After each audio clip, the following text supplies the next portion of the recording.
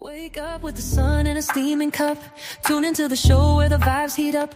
The Morning Mac got the flavor, got the glow. Start it right, let your energy flow. High takes rising like the morning brew. Fresh ideas and a laugh or two. From the first headline to your daily dose. This is the show where your spirit goes. Oh, it's the Morning Mac, where the time don't lag. Get your inspiration packed in a casual swag. Sip it slow, feel the rhythm hit your toes. Welcome to the place where the good vibes grow.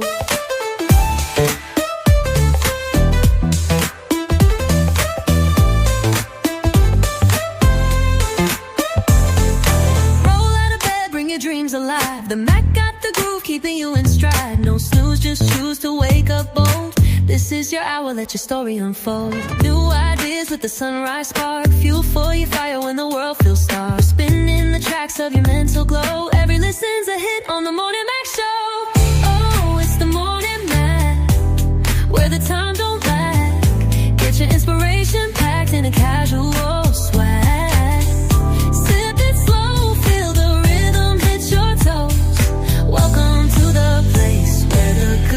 Vibes grow.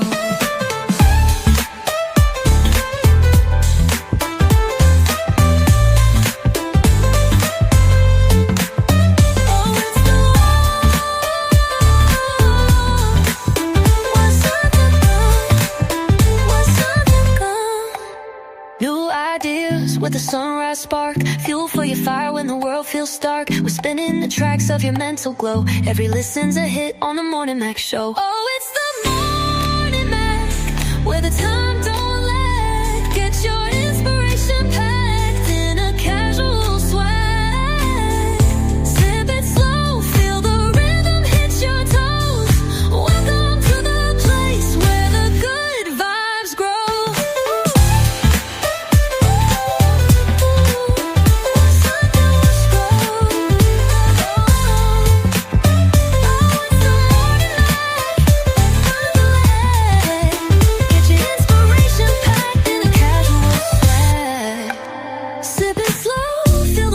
Your toes. Welcome to the place where the good vibes grow. Roll out of bed, bring your dreams alive. The Mac got the groove, keeping you in stride. No snooze, just choose to wake up bold. This is your hour, let your story unfold.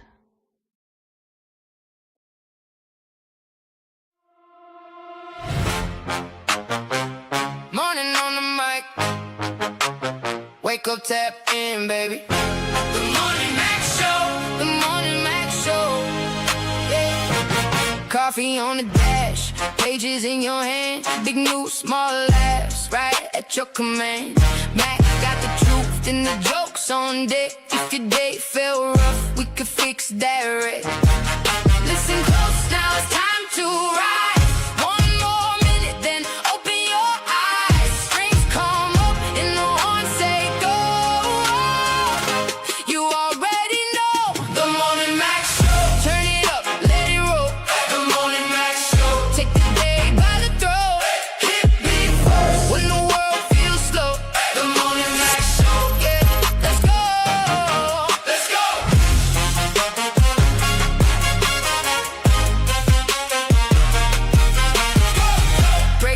Scene with a grin I preach. Hot take in the mix, but it still can't reach. Caller on the line, laughs in every room. From your front porch chair to your work day Zoom. Hands up, now the countdown's done. One bright moment and here we come. Strings rise high, horns cut through. This one's for you. The Morning Mac Show. Turn it up, let it roll. The Morning Mac Show. Take the day by the throat. Here we go on the Morning Mac Show. Grand rising to all you people out there today. Woo! It is a beautiful, beautiful day outside. Monday Madness, baby. Let me tell you. Oh my goodness. I don't know if I'm still tired from the show on May 23rd. I don't know if my body just catching up on some rest or I don't know what it is. But I know I was tearing them Molly Moss, sea mosses up this weekend. Baby, let me tell you this. That's some delicious and nutritious. I like the watermelon. He was trying something with the watermelon flavor. I come to find out that I am a fan of all his juices. And I even let my next door neighbor get one, right? And it was like, oh man, what's this? I said, yeah. I said, I got the hookup. Holla if you feel me.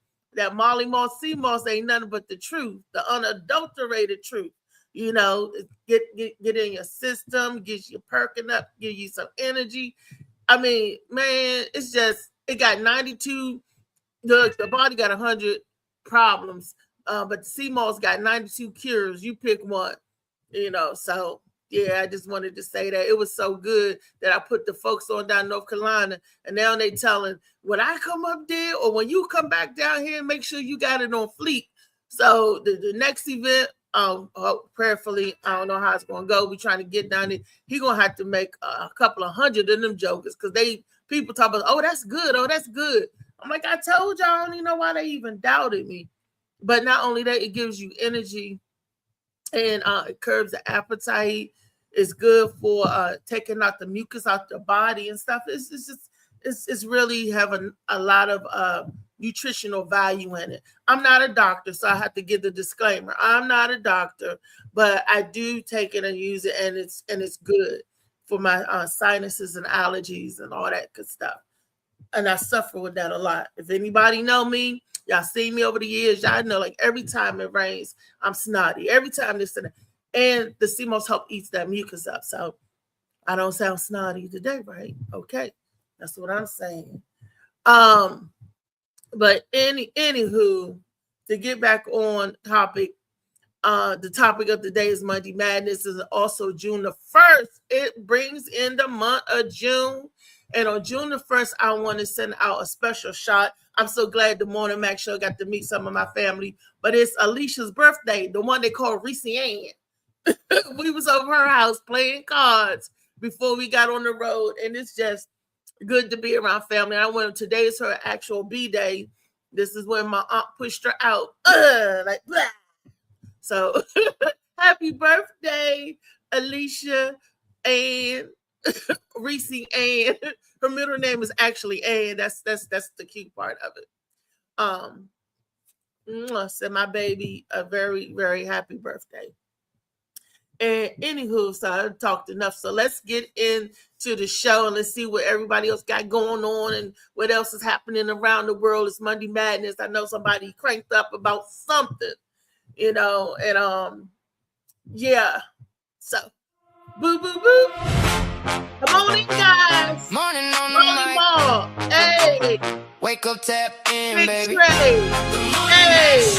The morning And who else here we got? We got coffee on the dash. Pages in your hand. Hey. Big What up, Ray? What's good? What's good? Mac got the truth and the jokes on deck. If your day felt rough, we could fix that. What up, Cali Cow? What up, Al? This is the first reaction I've seen on here. What's up, Al? What's up, Kyle? What up, B? Is it the Beast? Good, everybody. Man, can I still call you the Beast, man? You can, but you know, the beast is no longer here, man. Hey, that's good, man. That's good. But I respect it. But you know, I respect it, but he's no longer here anymore, brother. Man, I'm working. I'm need working on. 3 seconds of silence for the Beast, y'all. We gonna miss Oh, it. man. Rest in I peace. ain't giving no second of silence for the bad beast. I like the good beast. So, And I like It's both. only a bad one. It's either Roddy. I don't know. I don't know who this bad guy you're talking about. So I don't even know what that even Yeah, means. Uncle Hey. E. right. We all talking right. about the good beast. I'm gonna look out for him though. That's all right. I'm gonna wait the whole show just to see if any little bit comes out a little bit. Hey. What up, Devo? I'm just telling Rodney Glover, take one day at a time, baby. You'll get Always there. one day. Slow and steady wins the race. You go too fast. It's always, I'm good, man. Nah, life is great, man. I'm good. Everything good. The Rodney Glover's good. The Beast is good. Everybody good, man. It's just enjoying life, taking it day by day, seeing what God has for me, and keeping it moving. So that's all it's about. I'm enjoying watching y'all do y'all thing. Everything that y'all start doing that y'all been doing new has been excellent. So I'm just trying to come hang out. That's what's up, man. You always welcome. You know what I'm saying? You always talk. You always family. You know that. And you always family. I wish you guys would have been in North Carolina. That would have been lit. But maybe you'd be able to go to the next time we go down there in Raleigh, because they calling for us to come back to do our thing again. So we'll see how it goes. Yeah, we see how it goes. Yeah, I was at a marriage retreat. I wanted to come. That's definitely. I saw y'all. Looked like y'all had a good time. I saw Destiny was down there. I was like, I definitely wanted to come hang out. But it's all good though. I definitely hung out before, so I know what the parties be like. Don't want to miss them. I feel you. It was lit. They had good food. Somebody else slide through here. They're coming in. Fire up. Are y'all about to say fire up, please? What's up, man? What's up, y'all? What's going on? Nothing. Everybody feeling this morning? It's a good day. Good start of the day. Good rising, man. It's a good one, man. It's a beautiful day. Oh, bullshit. It's a beautiful day. Yeah. It definitely is. Can't take nothing away from the day. Not a thing. You better not. You better not. It's no need in taking anything from this day. No. Today is a rougher for some people. I'm I'll pay homage quietly to one of my family members that's no longer here today. Their life was taken from them. Right here in the DMV area, it was on the news and everything. But it's a day of celebrations. My cousin's celebrating her birthday. I know they down there turning up. I think she's taking a whole week off. So I told her to slip in, dip in on the show, if she ain't somewhere cutting up already and everything. So, good news. My sister got a kidney coming on June the 3rd. And it's just blessings upon blessings. When he pull out, he pull out. They say your cup runneth over. And I'm just so glad to see things are going well for so many of us today. And family and friends and acquaintances alike. You know what I'm saying? Mm-hmm. Just more to come. So did anybody do anything exciting over the weekend? No. Exciting, not necessarily beneficial, I guess. But no, not really anything extraordinary. Yeah, Well, I live. Right, I was alive. That's enough. I Right. lived again. A few people I I love. was working. That's all I was doing. Yeah. Yeah. I'm excited. Yeah. Mm-hmm. As long as everybody moving and thriving, it don't matter. Everybody's Some people need to rest. I've been working on my house, getting ready to try to get it on the market. Yeah, that's what's I thought. Oh wow. When You are about to sell your house? Yes, sir. Yeah, I'm selling, moving. Well, a few different reasons. One, to use the money to invest in a business. Two, to move closer to better schools for my son, and to move closer to where my daughter goes to school so that she can commute. They want $1,500 a month for a dorm that she has to share with three other people. They rocking it up. Yeah, I was like, $1,500 a month is crazy. So that's right now. Yeah, that's how much they want. No, that ain't no. That's not that be the lowest you make. Get it at. Yeah, that might be the lowest you may get it at. Like to live on, it's on campus, right? Yeah. Yeah, it costs to live on campus. Yeah, but it didn't It used to costs to cost live that on. much. So She you know, better but off, anyway, like, but nah, she getting ready. She getting an apartment. Her and her roommate getting an apartment, and that apartment is $1,600 a month. So they're gonna share that. Yeah, but at least you can split that 4 ways, 1,600, because that's what my cousin, she went to Towson, and that's they per let. person. But It's the something first per 2 years person, they right? don't let them live off of campus. $1,600 for a 2-bedroom. They're gonna share. It's gonna be $800 a month. That's still better than $1,500 a month. Yeah, and it's only 2 of them opposed to 4. Oh, okay. You know what I'm saying? So but that and like I said, my wife is she is now running 3 rehabilitation centers, not rehabilitation centers, but what they call I always want to say old folks. Skilled nursing facilities. It's what is it called? Not it's a whole name. I can't remember it, but it's the one where you have to have nurses in the house with them. I can't remember. Skilled nursing facilities. It's not skilled. It's something The else. hospital. Assisted living. That's what it's called. Yeah. Assisted living. Yeah, assisted living facility. So she that's nice to get her money though. That's 3, and our goal is in the next 2 years to buy our own.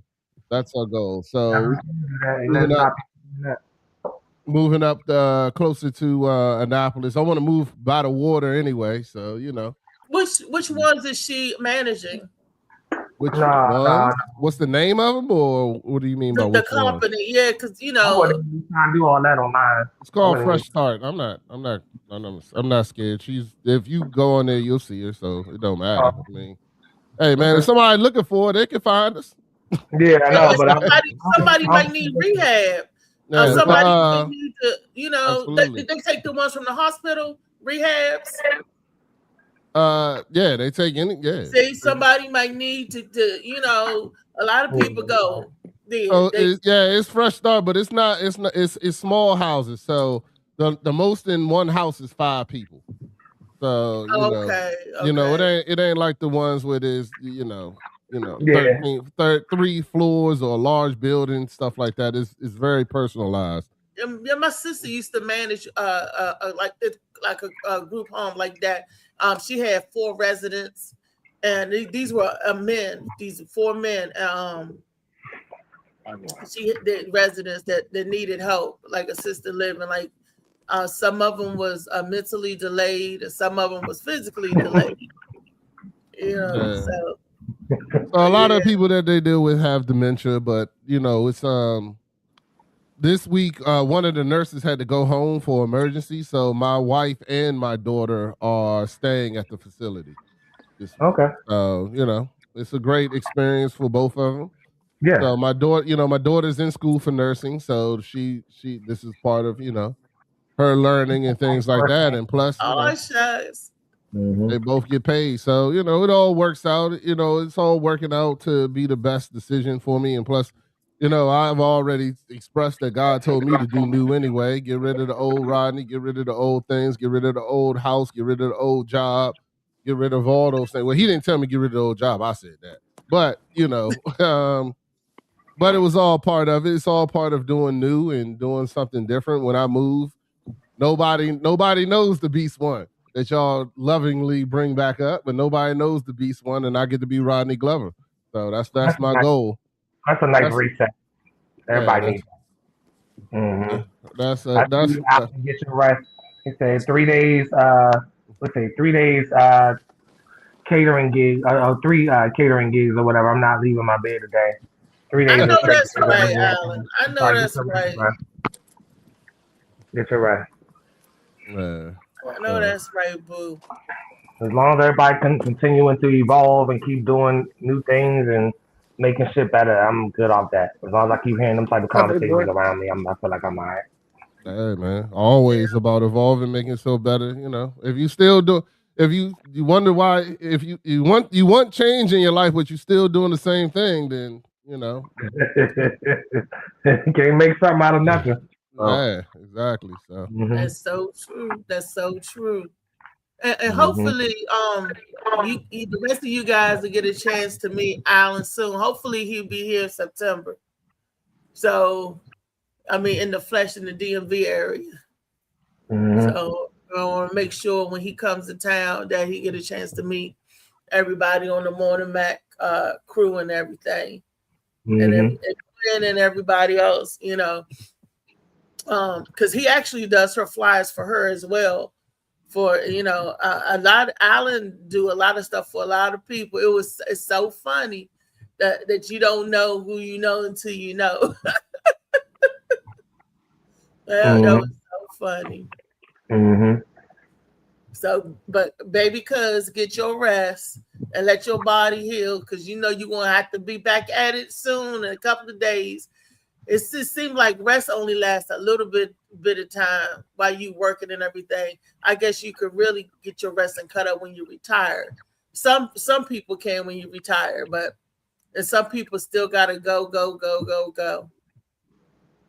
Yeah, well, I think he's fortunate enough to set up a nice foundation for himself so that he doesn't have to be someone. He can make the choice and make the decision on when he's going to retire and not Yeah, have to do shit. But he that's got the it right he in a type there. of business that funnels other business. So he do one good thing, it's going to segue into three or four other good things. So he got a, self-propelling type of business that just keeps generating itself.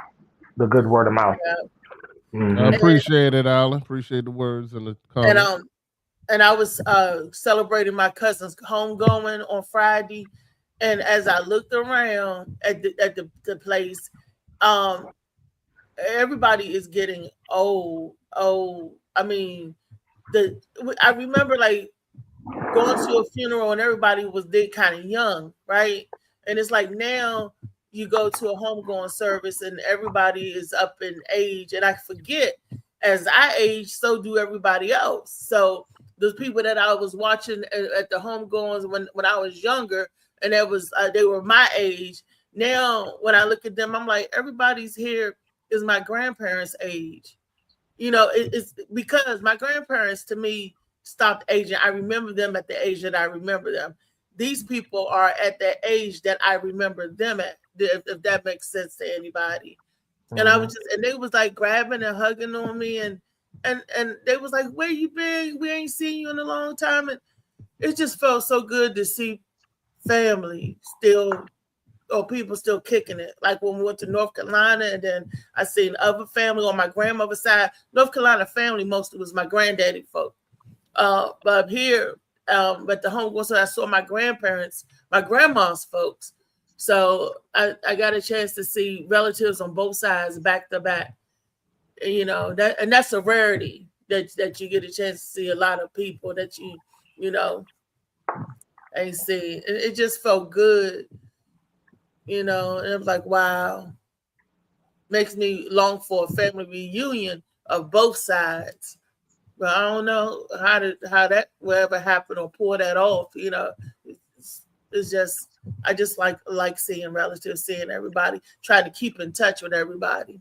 So that's my task, not to wait till funerals come. The only time you see your relatives, your family and loved ones, only on bad occasions. So I want to try to keep in touch on a regular. That's my future. One of my future goals. The other goal is to get the second book released, but I'm having a publishing issues. So if anybody out there, I'm putting it out there to the American people. Anybody out there that know a good publisher company, let me know. Holla at your girl. That's all I'm saying. And that's All about this it. technology, you can publish your own books, can't you? Nowadays. I need an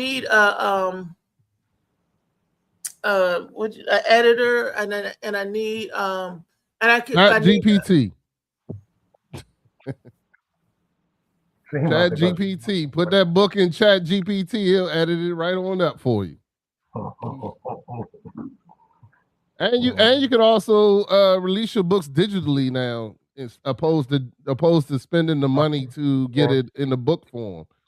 It's a lot easier because you send the book straight to people's phone. I only say this because I bought a book the other day, where the guy I sent the money to him and he sent me a digital copy of the book straight to my phone. And all I did was and what was even better was that it was on my phone. It read it to me. It read the book to me. Shades of Blue like that. It's out on digital.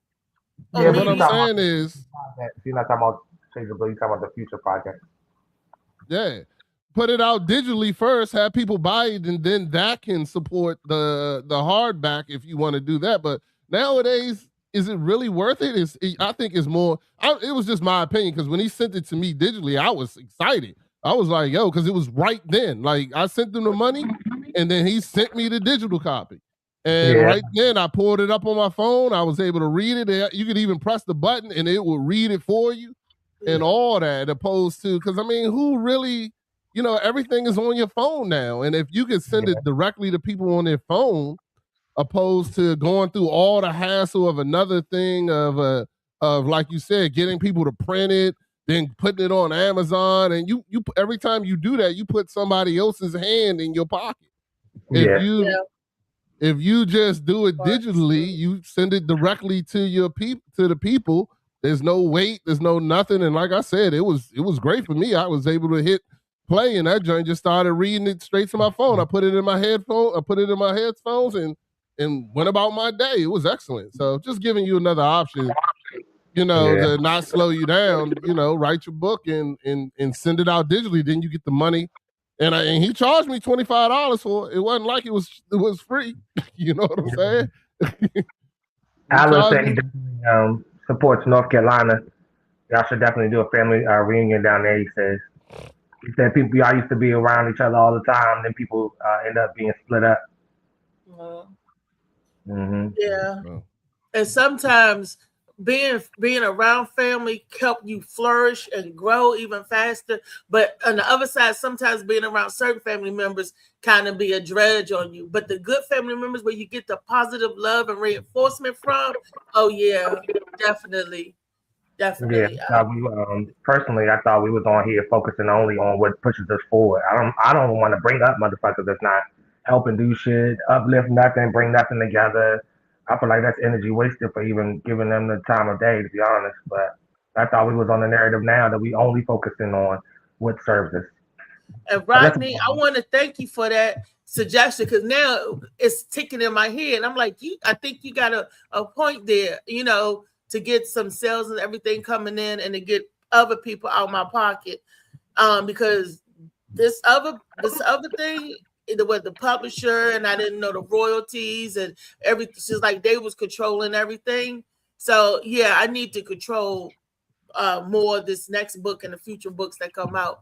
You are absolutely right about that. And it saves me on the hard copy and the soft copy. Because you got to pay for your books to print. You got to pay for them to come to you to even sell. But the only thing about the digital ones is getting it in other stores. See, this next book, I want to do a book tour. I want to go to different bookshops. Because I still love books. I still love the feel of the pages and stuff. So I would like to do a book signing tour when I do this one, the tour that I never got a chance to do with Shades of Blue. It was promised it to me, but it didn't work out. So, but I was like, that's okay. Yeah, but it's a great way to fund it. That's what I'm trying to say. To help you fund it, you sell the digital copies with a promise of the actual copies. You could do that too. You know what I'm saying? And that way people can read it digitally, and then once it's funded, you get, let's say you're selling, I'm just throwing numbers out there. You're selling 2,500, you sell $25 a book. You know what I'm saying? You sell, a 40, 50 digital copies. That should put you at $1,000 or $2,000 or whatever the number would be. I don't know. Somebody do the math. But, if that puts you at $1,000, then that gets you started to actually print them. You know what I'm saying? And then whoever already pre-bought the digital, just get a copy. You know what I'm saying? They send a copy at the same, whatever the copy is, add $10. Whatever the copy price is going to be for the book, add $10 to it, and be like, you get the first advanced digital copy, and then once the price, let's say your book's going to be $25, then you say $35 for the digital, and you get it today, and people get it immediately. They can start with the digital, and then when the real copy comes out, you send them an autograph of the real copy that is then funded. It's, I'm just throwing it out there as an idea, I know I would do it. I know that if you told me that and $35, I get a digital, and then eventually once, I get the, I'm good with it. I would do it. So I only think about what makes sense to me and something that I would support. You know what I'm saying? You already have a book out, so it isn't like you don't have credibility. You already have credibility because you do have books out, you do the show, you do all these things. So, it's just about, people will invest. You just got to give them something to invest, and to invest too, you know what I'm saying? And writing the book and then having the digital copy and be like, yeah, it's $35. You'll get you'll get the digital copy today. And then once the hard copy comes out, I'll sign it and send you the hard copy. You know what I'm saying? And I would think people would support. I don't know. Trey, what you think? Yeah, I think you're right. Shoot. I think you're right. And that funds it for you. You know what I'm saying? So you're not out here putting your money, it's the same thing as people do like crowdsourcing and stuff like that, where they have an idea or a product and they pre-sell it. You know what I'm saying? They pre-sell some of it. They pre-sell it to fund it. I mean, people do it all the time. So, it's just an idea. Thank you, Chow and Christy Bacon, for your notifications too. Well, it's good. Chow. I think people need to go more internal. I'm personally tired of hearing people reach everywhere but the people that's around them and wondering why it's not coming together. Not saying it specifically for your situation, but the majority of situations I see, people reaching it to every time they can hurry when you got the equipment right around you. So, I mean, that ties to this type of conversation.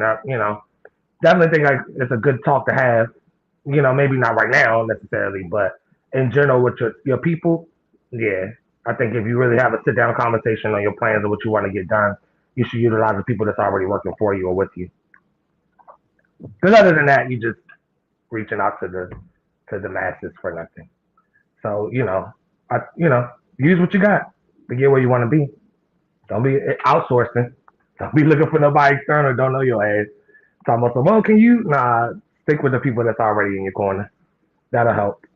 People need to have more conversations, in my opinion. Like, so people know what type of time they're on. Because nobody's going to assume. Yeah.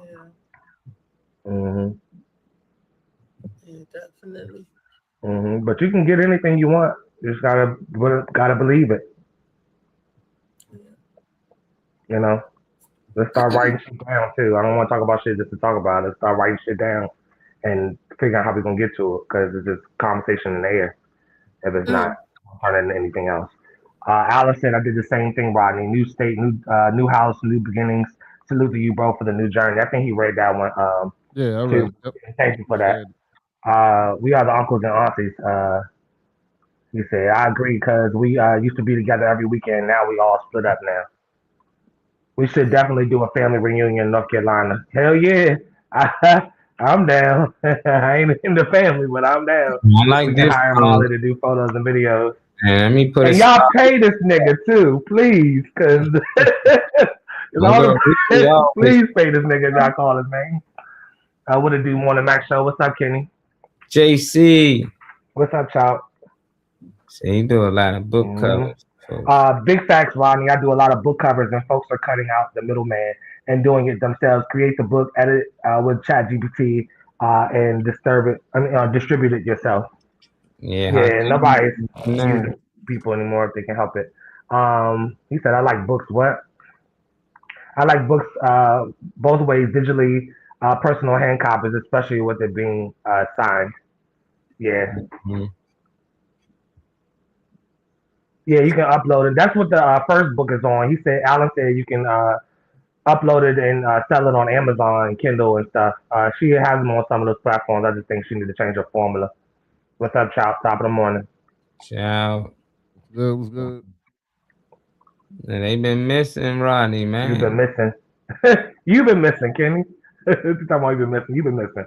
I'm on the grind, Kenny. Yeah. I'm trying to get to the next spot. When I get to the next spot, I'll be more on the. When I get moved get myself on into what you call it. I'll be more present on, online. I'm bring back dad mentality, all that kind of stuff. Dad mentality is going to be totally changed though when it come back. But it definitely is still in the works. I'm still out here.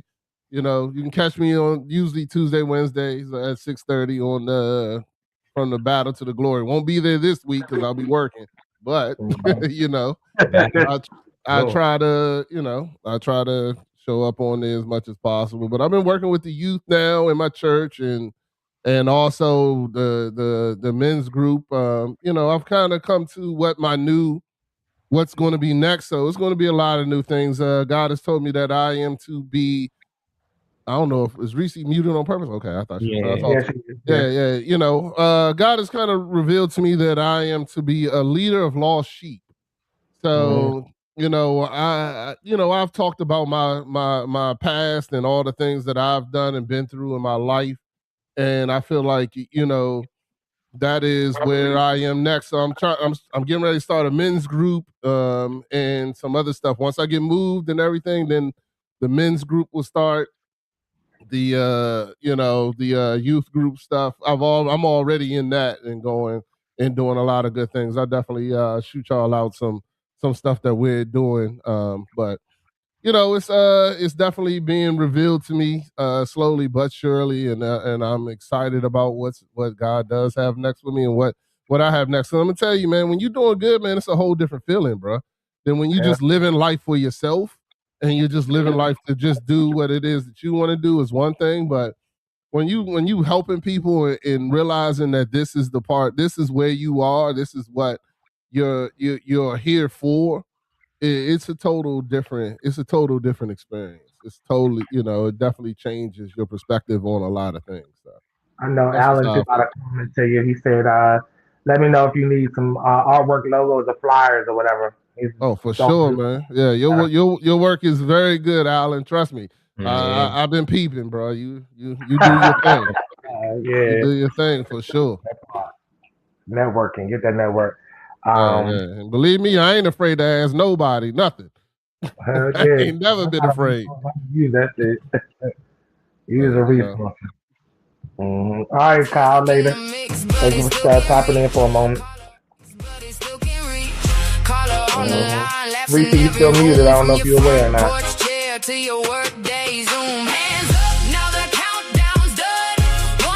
Well, whether she is we got Al's question of the day coming up. Those are in the comments on IG or whatever. Tap in.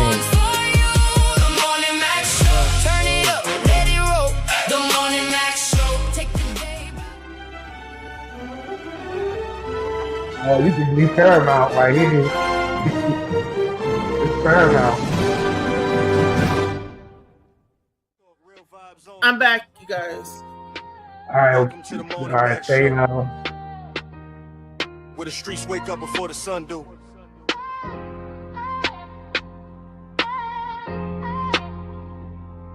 Yeah. Early morning with the pressure on us. City lights still glowing, gotta level up. Real ones talk pain, fake ones talk clout. Morning Max show, let the whole world hear us out. Coffee with the chaos, hustle in my bloodstream. Dreams bigger than the block and the struggle we've seen. From the bus stop talks to the CEO goals. Still got a hood heart with a billionaire soul. And seen hard nights turn legends over.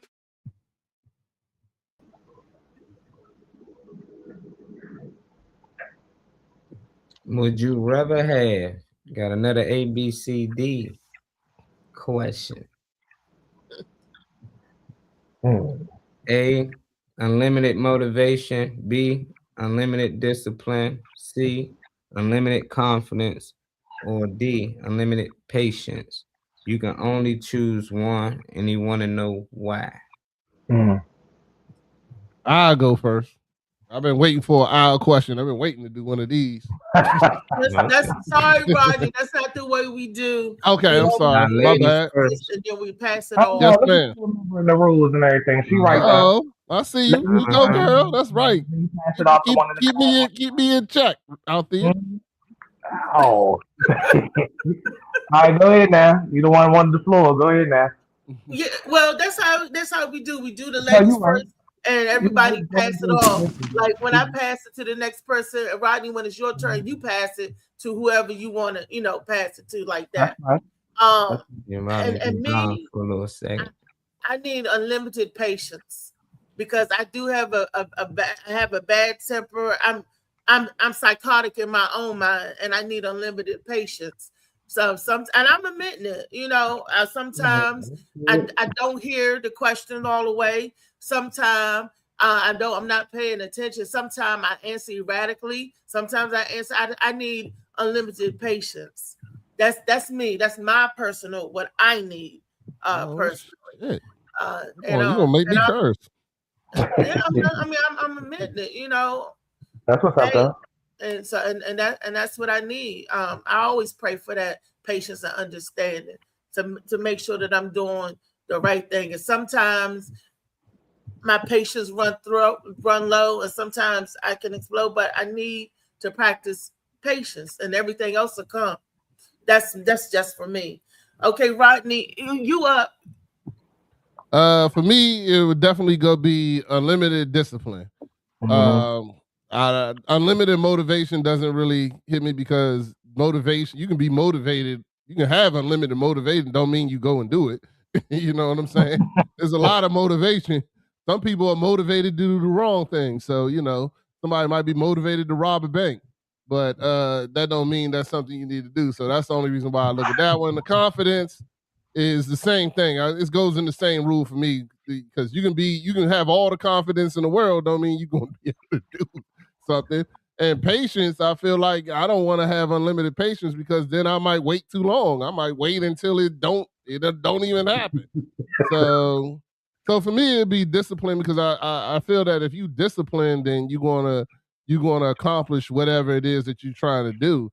And a lot of times it's the lack of discipline that makes you not accomplish it. So therefore, that's why I would go with unlimited discipline because that's if you're disciplined, you're going to get whatever it is done. So. Solid enough. You gotta pass it off to the next person when you. I'll pass it off to Trey. All right, all good. I was gonna say, shit, Rodney really said everything I was gonna say. I ain't taking David Funny Man Green's line, but I'm thinking the same thing with discipline because none of the other shit matters at the end of the day. When you don't have shit, your week can be fucked up. And you don't have no motivation. All your motivation is depleted. Your confidence depleted, and your motivation is depleted. And you probably burnt out anyway, so your patience is probably gone. So I feel like A, C, and D are the plus and the bonus of being on 10 or being on the mark like you should be. But the discipline is when you don't want to do shit, you don't want to leave your house and all that, but you leave, get to work on time, get your day done, do your shit, and take your ass back home. So for me, yeah, it'll be discipline. Because that's the thing that I lack the most is this. I'm motivated all the time, but like Rodney said, just because you're motivated to do something don't mean you get your ass up and actually get it done. So for me, it'll be discipline too, because yeah, that's the baseline of discipline to me. If Molly, if you want to join, I'm gonna pass it off to you. Obviously. Yeah, that's easy for me too. I'm going with B, discipline. And mostly all the reasons why y'all said, like discipline is everything. Don't really how much motivated you is. If you ain't disciplined, you can be motivated all day and just keep failing, but you can be motivated to keep constantly doing it, but if you discipline, you ain't got to constantly keep going through the same steps. And, the same thing mostly with confidence. It's like you can have all the confidence in the world. That don't mean you can actually achieve it, because you probably wasn't disciplined. And patience is like, come on, man. Like patience is something that I think something that we all got to work on, but you still got to be disciplined anyway. I think them go hand in hand. You got to actually be disciplined to actually be patient to, let somebody slide with something or let some things go past. But patience is the biggest one, I think, for me. B and D, but if I had to choose between the two, I'm going to go with B, I think for me personally, I got enough patience. B, I can't never have enough discipline. Discipline go a long way. And that's with everything day by day with life. That's with cleaning the house, cleaning your ass, making sure your kids straight. It's just anything, keeping up with your head. You got to have discipline to be able to keep up with those things. So the more discipline I can have, I think the better my life will turn out. I ain't mad at that. I know Charles said something about B was his because he likes the net the most. I didn't see Alan's response because it just came up. Alan said I choose D, no Diddy. I have patience for others, but not for myself. I tend to push myself a lot because my mind is very complex and busy. So sometimes I need to slow down my mind and be patient with releasing my ideas. I have A, B, and C. But he's missing the D. All Diddy. He just wanted to say that. That's lacking discipline, because you ain't even finding patience for yourself. So it's like how you got to be if you can't have the discipline enough to give yourself the patience to get through the things you're getting through. So that's why I think it go hand in hand, because you got to be disciplined to actually be patient. To me, I feel like somebody can falsify the other, like A, B, and C. I feel like people can falsify, alter, whatever word you want to put on it if you don't have the discipline. Because you can give false motivation, just like somebody can give you confidence in some shit that it really gonna put your ass in a rabbit hole if you don't know. And you can be patient for some shit that's gonna fuck you over later. So I ain't changing his answer or no shit like that. But yeah, I think you gotta have the discipline part to have the right type of confidence, the right type of patience for the right things, and the right motivation for shit that's going. I feel you though, Alan. Listen, I don't know if that's Rodney or not or whatever, but it's me. I say that in church too. And I know where people go when they do shit like that. I do it just to mess, just to irritate people, because people be too sensitive. I know. Yeah, I know. Even believe it or not, even in church, they be too sensitive. And you know me, I'm the same. Y'all say it, I'm still the same me everywhere I go. It don't matter. You know what I'm saying? But hey, my pastor love it. He be laughing his behind off. Ain't mad at it. He keep on. He encourages me to keep on. Go ahead. Don't even worry about it. If they get upset, let them be upset. Keep moving. But But anyway, life is great, man. And we had to go through this list. Why we think people lack these things, and we had to start with A. That would be my question to y'all. Why y'all think people lack motivation? Because most people look for it externally, in my opinion. They get their sense of motivation from other sources other than themselves. People don't know how to not cultivate, that might be the wrong word. They don't know how to build up, conjure up, whatever, a lot of the things that they need. The confidence, the patience, the motivation without external people or, factors. What's up, Butterman? Butterman. One thing I've learned, that everybody's reality isn't my reality.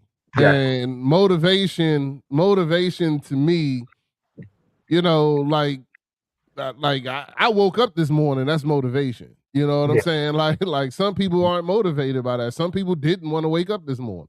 You know what I'm saying? Some people didn't want to do these things. So for me, motivation is just like, and then the other part is some people are used to things being given to them. They're not used to going out and get it.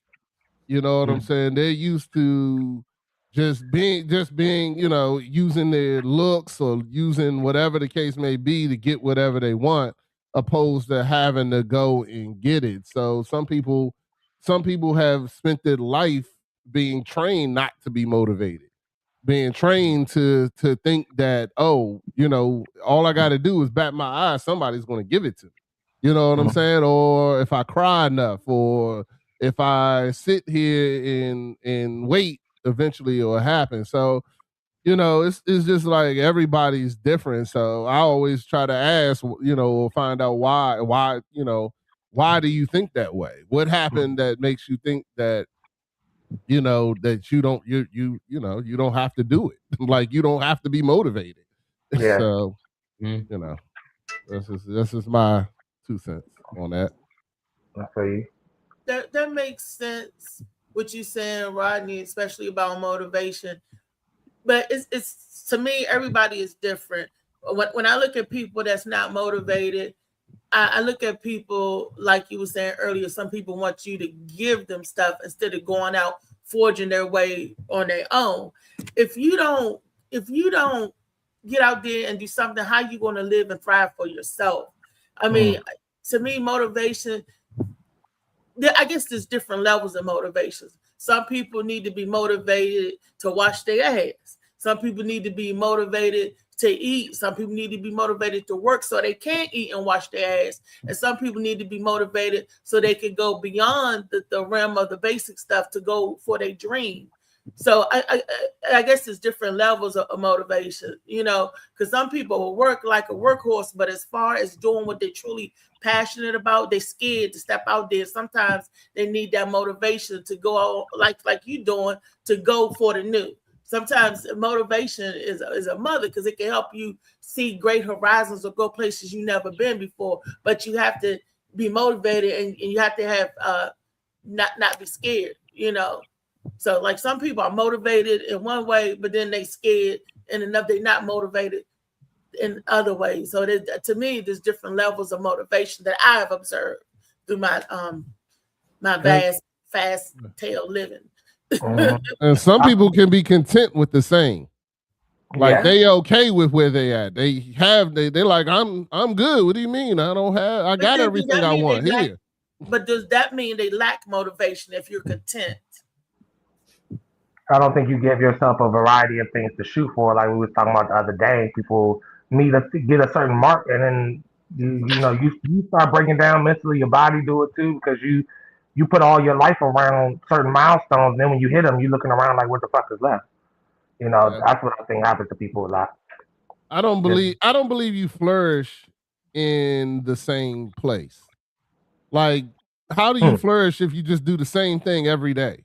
Like, you know, how do you're not going to meet new people. You're not going to learn new things. You just do the same thing. And your life might be great. You might have a great job. You just go to work, come home, cook dinner, go to sleep, wake up, go to work, you know, and in your eyes, that might be everything you want. I just don't, myself personally, I just don't see that as a you know, like a life that I want to live. I want to do things. You know what I'm saying? Or, you know, I have goals. Mm-hmm. Like if your only goal is to wake up and go to work and go home, then, you know, to me that's sad. That's just to me. But some person might think that's some people might have came from a worse predicament where they're like, I'm just great here because I don't want to go into the places that I'm not comfortable or not used to because of whatever happened to me in the past, or just because I just don't want to. So, you know, I don't know. You know what it sounds like? You describe it and wake up and go to work. And when we do that over and over, that sounds like a rut. You know, when people get in a rut, they get stuck in the same routine or the same programming over and over and over again. And sometimes they just do it out of memory. Hey! I ain't even hear the music. You scared the shit out of me jumping like that. I come and get it. What's up, Dave? I ain't hear the music, so just scared the shit out of me jumping like that. That's the theme song. Boys and girls. The funniest man in the world.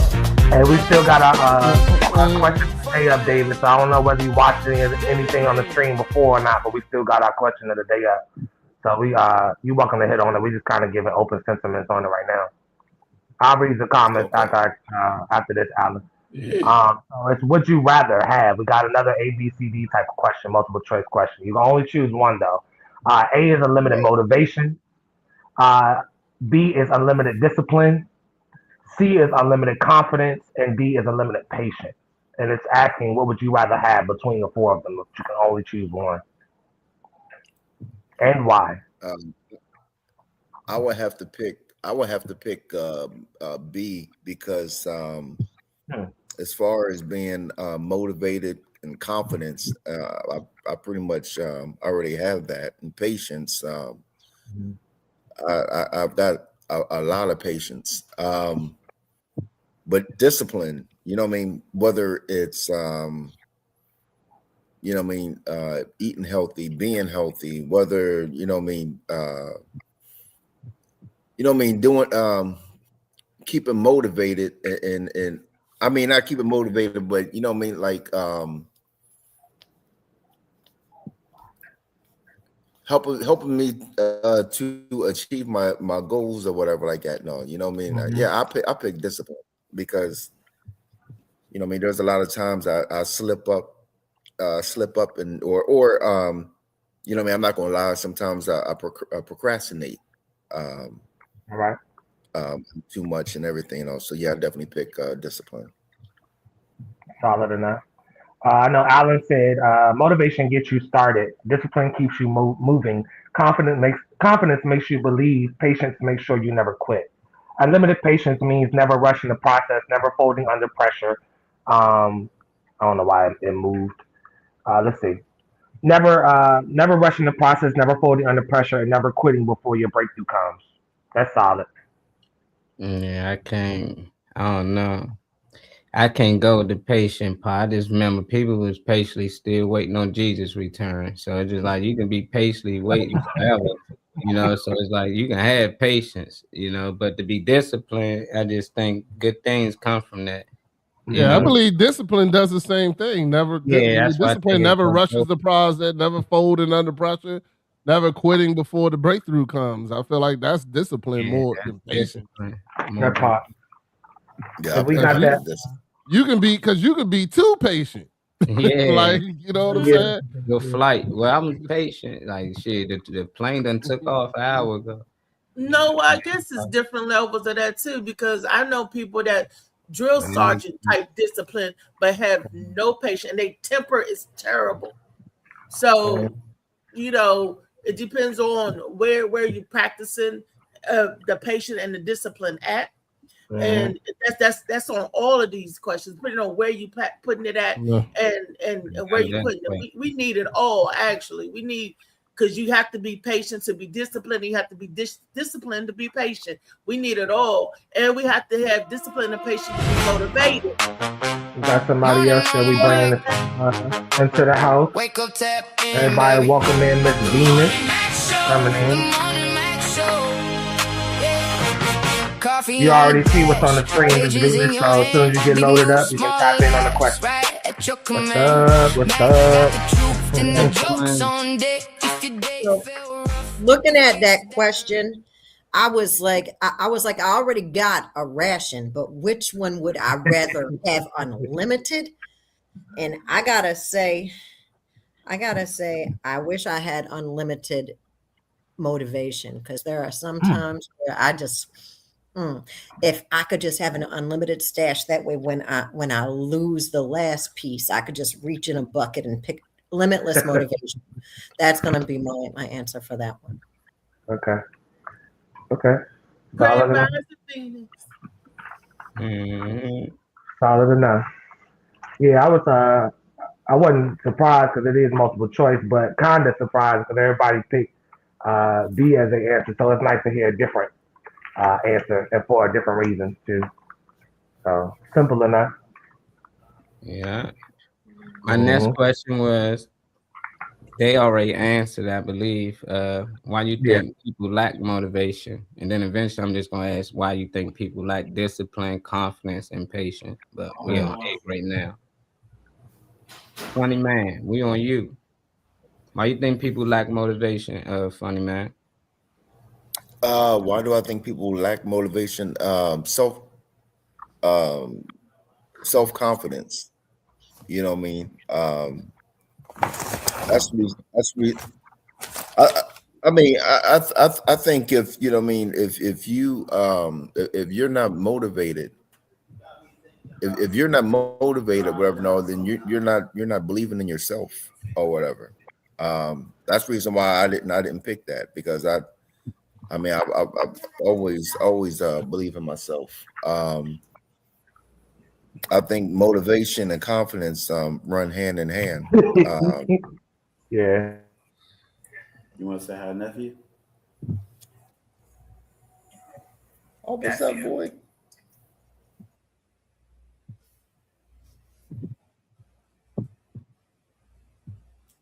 I think Funny Man got some visitors.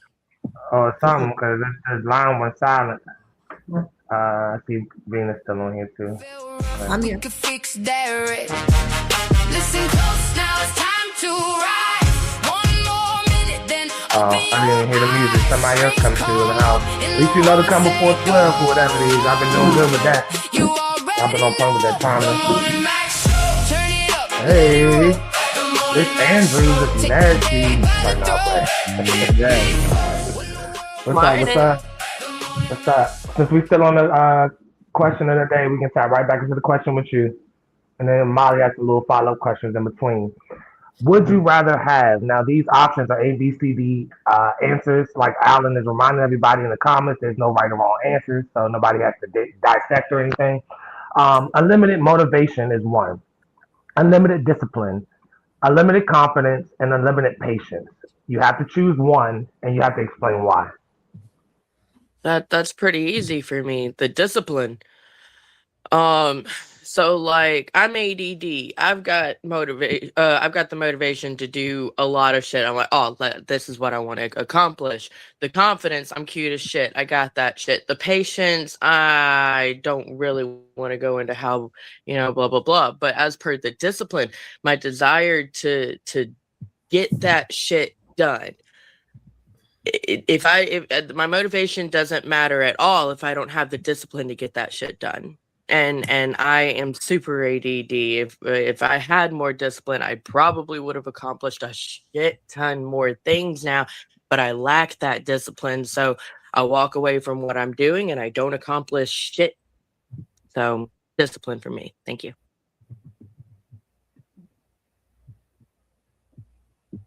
Shut it down. Nah, it was where's the energy this morning? Oh, they here. Oh, we good. We good. Even better now you here. Mm-hmm. Yeah, we Thank you. I'd be doing better if your wife was here. Hey, me too. All right.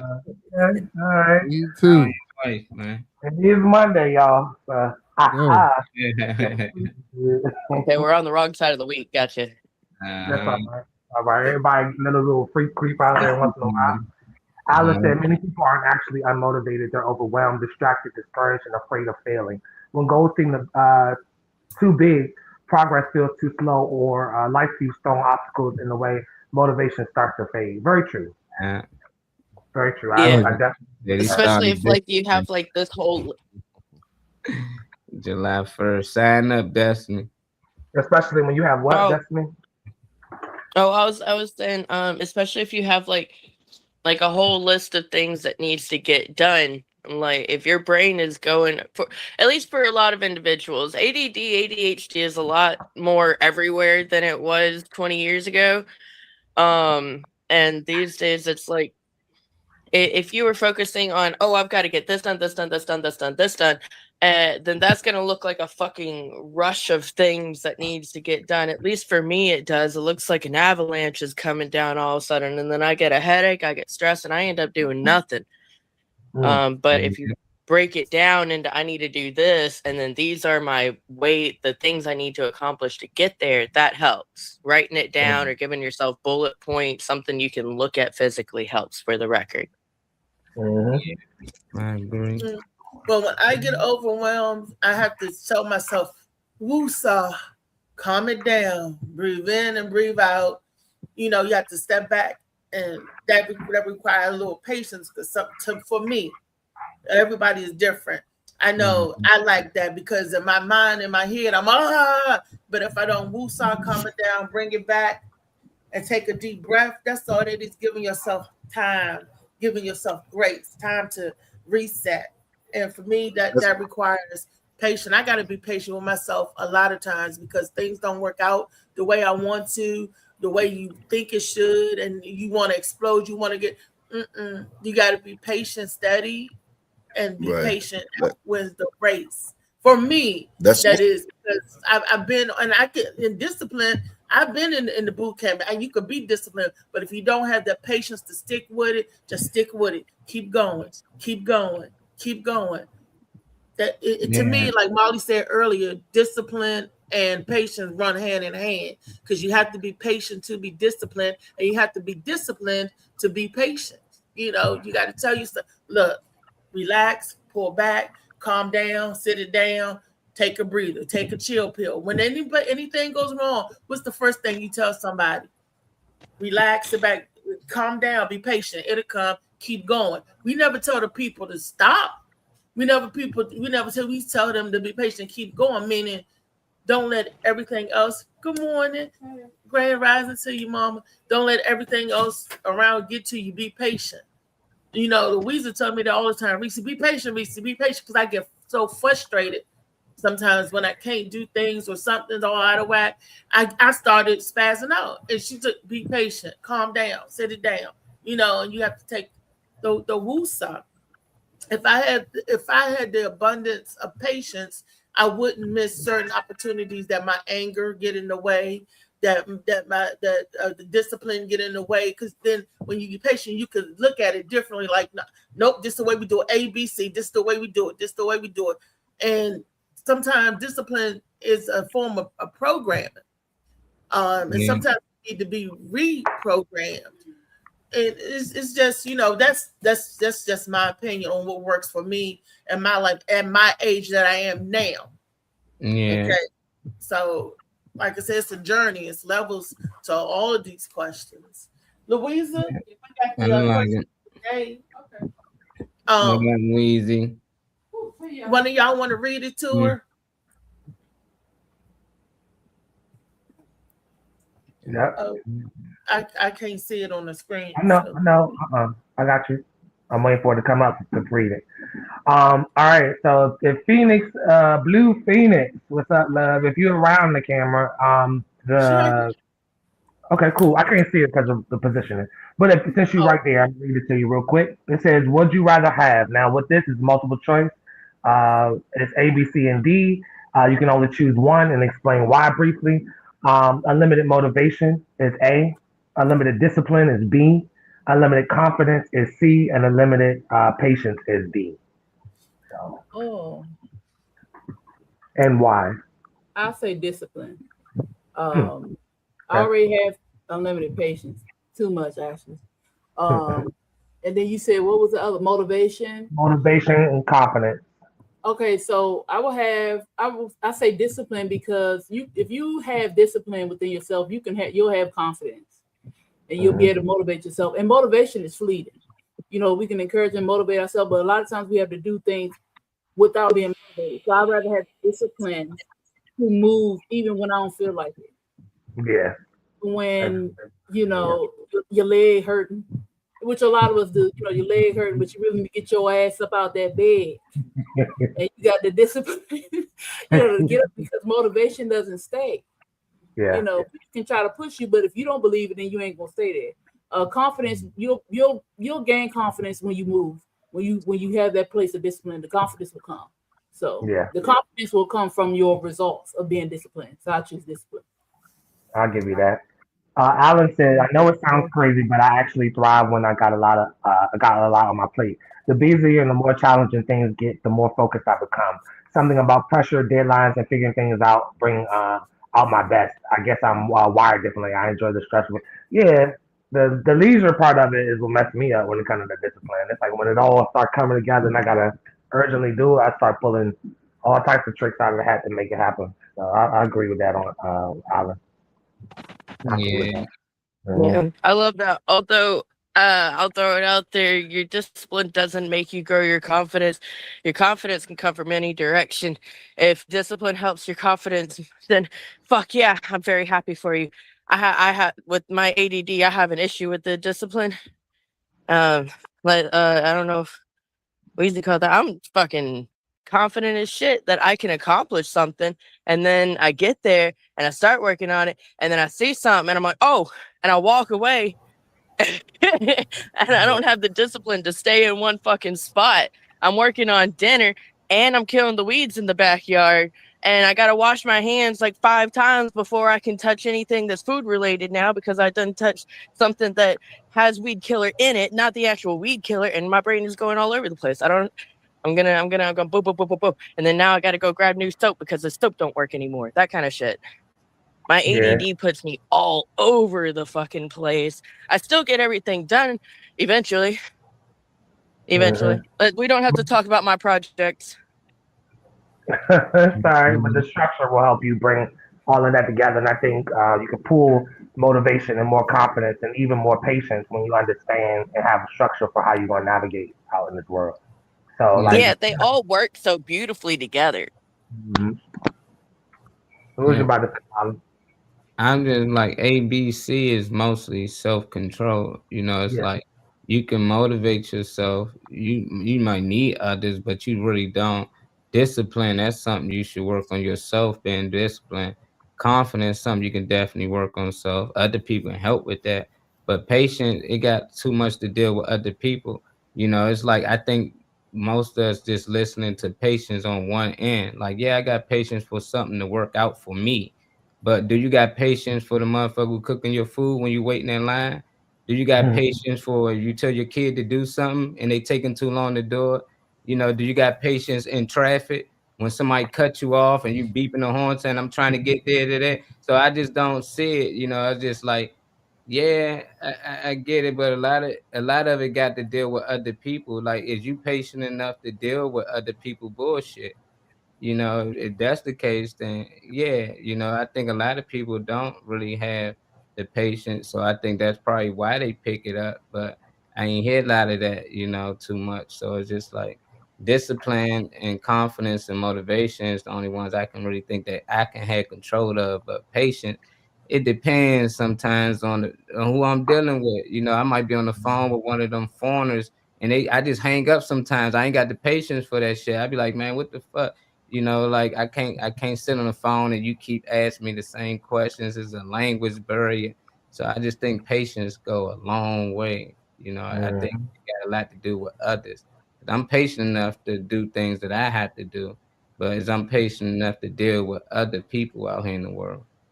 So that was my next question to y'all. You know, how y'all patience when it comes to other people in the world outside of self? I think I'm better with it.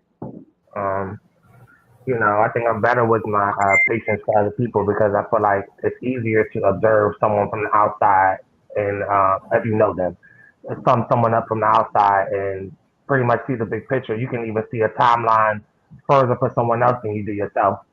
You know, like you can give somebody a handful of motivation and confidence pointers and tips, but you might not even see what formula you might need for yourself. So I definitely think I have more patience for other people because when it's for me, I want to get it done now. I want to get it done now. I want to figure out a plan and get it executed. I don't want to even talk about it too many times before we already formulating a plan. I got patience for myself because I know how fast I'm accurate or efficient I'm willing to move. It's the patience, you know, that I have less of. I mean, it's what I don't know. But for other people, I feel like I have more patience than I would for myself because people move on their own pace or move how they want to move, you know. So you got to adapt to that if you love them. Right. I understand what you're saying, Molly, but sometimes too much patience can make you procrastinate.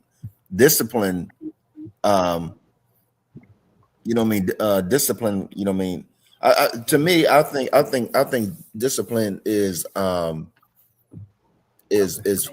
forming a plan and sticking to it. You know what I mean?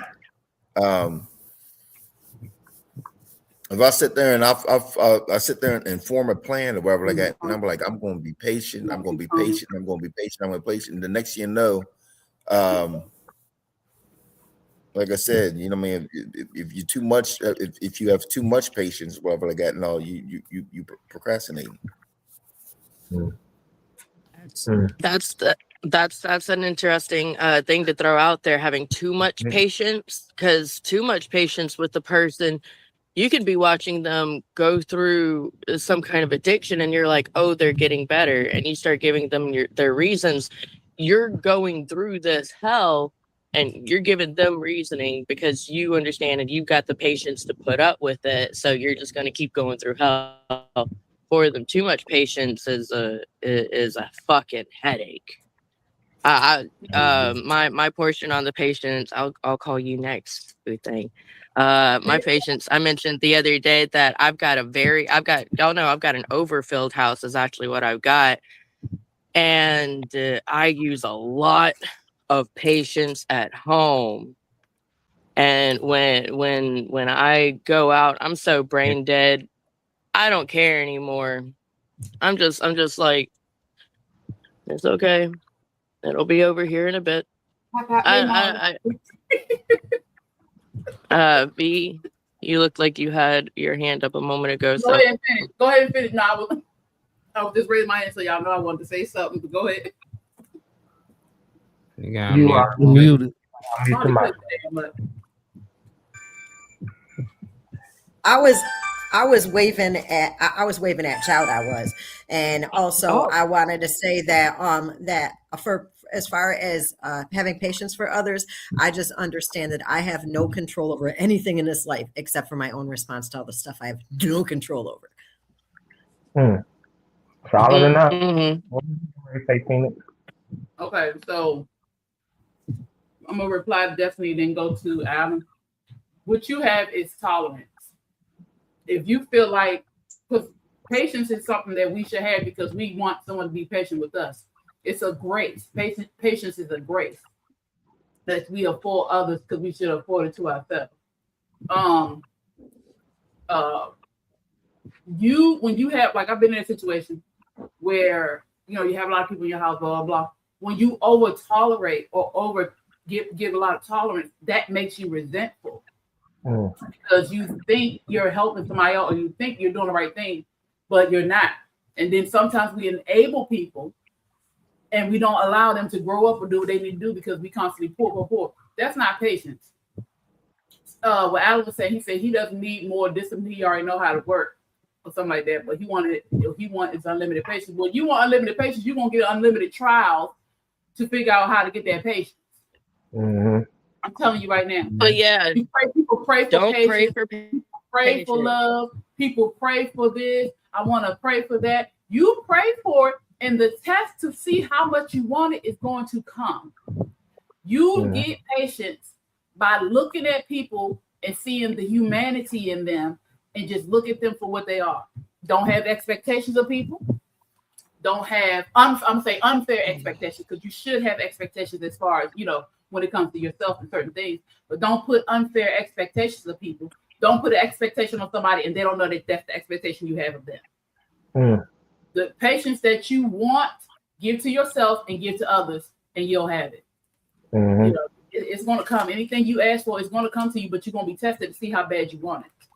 I promise. Yeah.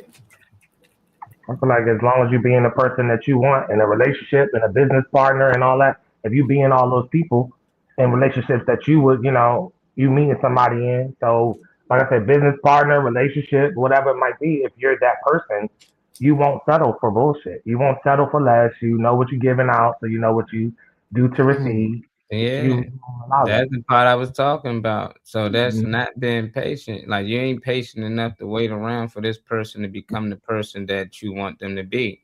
You know, that's why I said, how patient are you?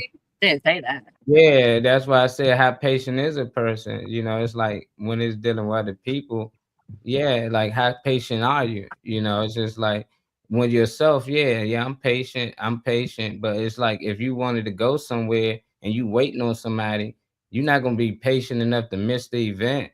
You know, it's like how you will leave, and if you're in a relationship and they constantly being a piece of shit or cheating or whatever it is, you're not gonna sit around patiently enough to wait for them to stop and be whoever they. So that's why I was asking, like, when it come to other people, I don't know. It's a limit to it. It's like I don't want unlimited patience. You know, I don't want to. Even I'm gonna cut it off at some point. That's why I was asking outside of that. When it come to other people, what limits do y'all have? Like, how patience do you have patience when it come to other people, or do you not have patience? It can be from waiting in line. It can be from anything. But I just think I got patience. But when it come to dealing with other people, at some point I gotta cut something off. I can't let them do but so much. Yeah. I ain't got That's the patience. tolerance. Yeah, you be patient with them all day long, but you're not gonna tolerate their BS. Is what it Yeah. is. Because I have a lot Yeah. of people. That's more But tolerance. that's what it Okay. is. Yeah, you're not gonna tolerate. I have a I lot of patience. Mm-hmm. But my tolerance level over the past couple of years have depleted tremendously. I found that out over the past couple of months. I didn't realize it, but I started kirking off. I'm like, yo, what the fuck? Oh, excuse me. Let me walk this way. Yeah, because you get to a point where, like you said, Marlon, you don't want to keep dealing with the same nonsense. I would say y'all basing patience off others. I'm basing patience on myself. Yeah, that's all it is. Your patience with yourself. But you're not in the world by yourself. So the only way for you to deal with the patience with yourself is if you learn how to deal with it with other people. Yeah, if you on your time always is no like You ain't got no don't reason not to really be patient. exist. On you. It's like Right. you can get to it when you want. I think Right. patience always connect with other people. That's why you gotta have patience. They mostly talking about dealing with somebody else, you know, school, anything. You gotta have patience. You're gonna have your time. You're gonna be an adult one day. So, I don't know. I still would like to have all those things. Mhm. So when The you dealing with patience and somebody else that's tolerance gap tolerant, there. What was Mhm. that, Althea? I said, so when you're dealing with someone else, it's called tolerance. When you're dealing with yourself, it's patience. It's patience No. all the way around. Tolerance Yeah. When somebody pushes or do things, it's you tolerate. Just like, let's say, with the children. You have to- Patience. Oh, go ahead, Destiny. Go ahead. Yeah. Patience is, I know my like the Overfield house, I have a friend that is staying with me, and he's from a dark fucking place. Like he's from an area that like people died like every fucking night, and he's in a positive place now. I've got a lot of patience to deal with his different traumas and things like that, but I do not have the tolerance for disrespect. You are not going to raise your voice at me in my house. You are not going to slam my doors. You are not going to leave trash and mess in my yard. Like, you're going to respect me. I can be patient with all of the outbursts that you go through, my dude, but I will not tolerate disrespect. There we go. That's different.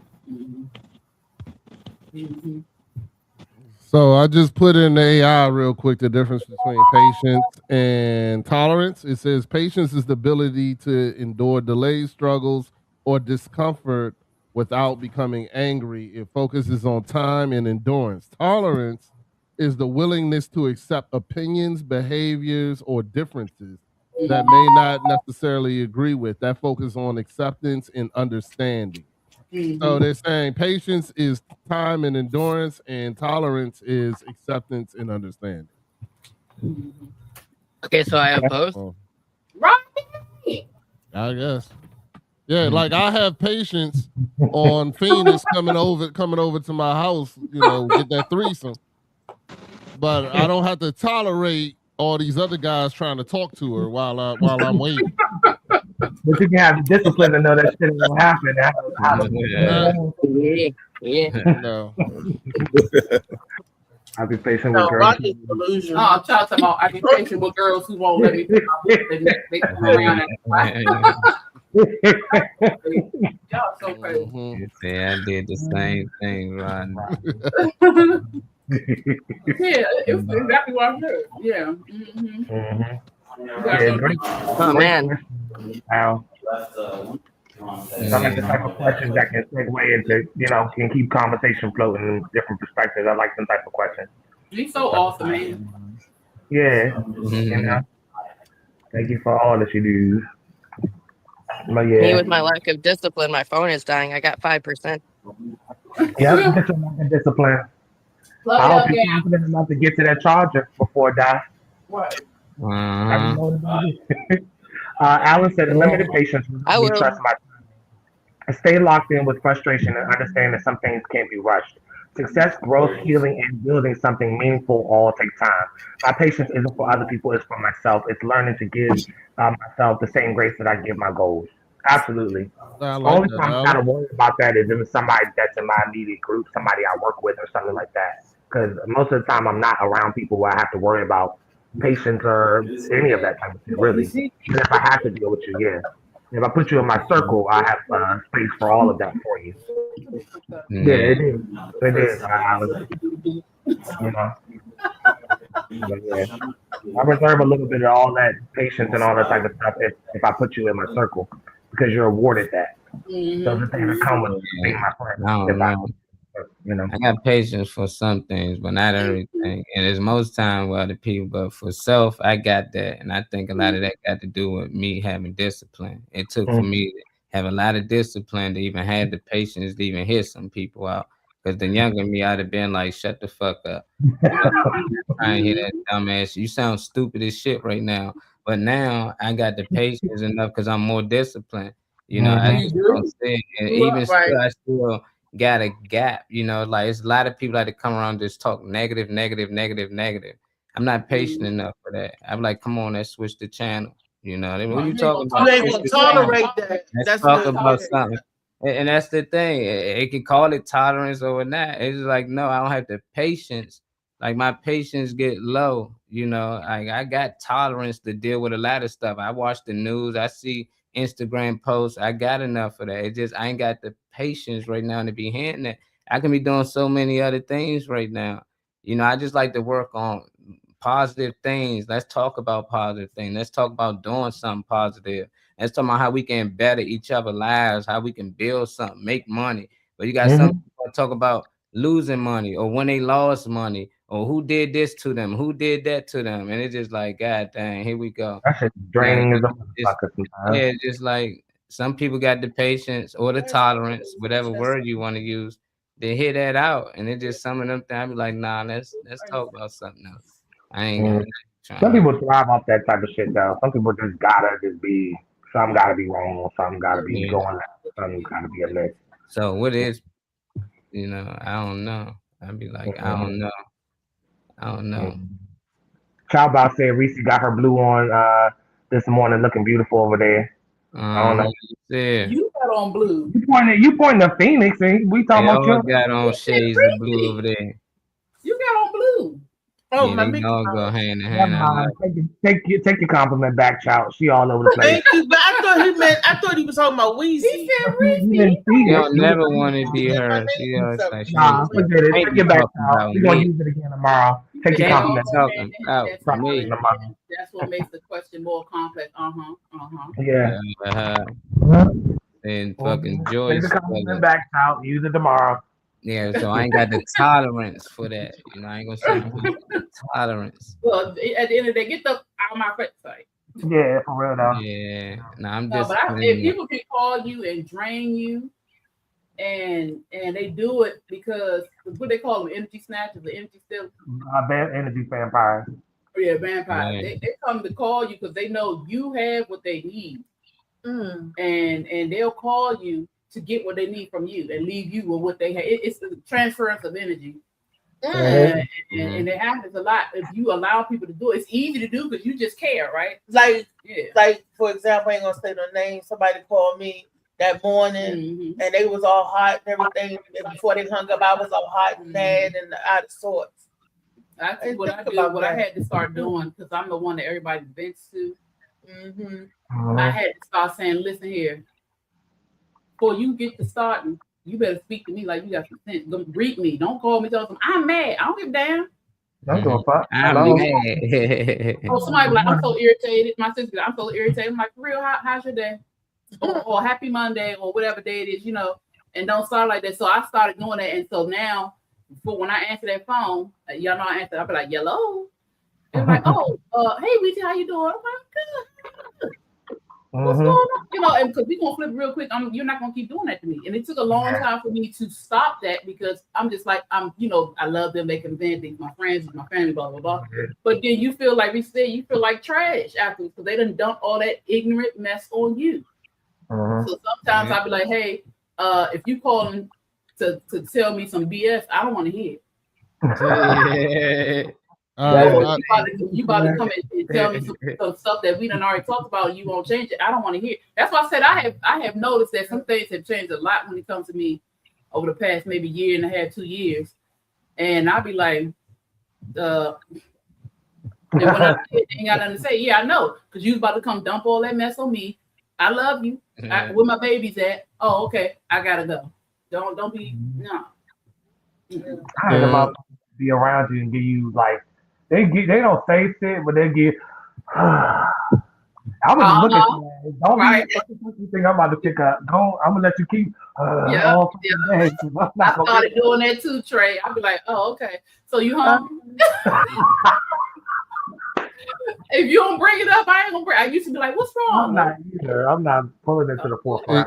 What I've learned to do is I ask people now. I was like, "Are you talking to me because you want a response, or are you just talking just to tell me?" Because that lets me know how much I need to invest in this conversation right now. You know what I'm saying? Because if you telling me this just to tell me, then I ain't gotta really listen to this shit. But if you want a response, then good, I'll listen. But then make sure you understand I'm expect you to do something with this response. Like I ain't gonna sit here and respond for no reason either. So One of the things I said need to do something for your ass. We got a video up for everybody that's queued up. We can go ahead and get into it since we kind of over the question. Thank you, Al, again for the question of the day. Al said folks don't like to call me the vent because I let you know the truth, and then it turns into I don't know why I called you. Child said, Reese, you too blessed to be stressed, boo. Smile. Oh, at least you get too close, child. You not about to put your foot on her neck just to train her for the boot, child. I saw that comment. Train for the boot. He said he uses feet first. To get them into the boots. She Timberland ready, child. Reese might need a boot to the neck. Get you need the foot first. With a sock, she don't like feet. Get the beef and broccoli, man. We gonna buy them for you. We gonna buy the Tims for you to put on your neck. Time you rude though, but you still grilling? Nah, we done now. Oh, y'all just finished today? Yeah. Y'all got some leftovers? Nah, we ain't yet. Oh, it's almost done.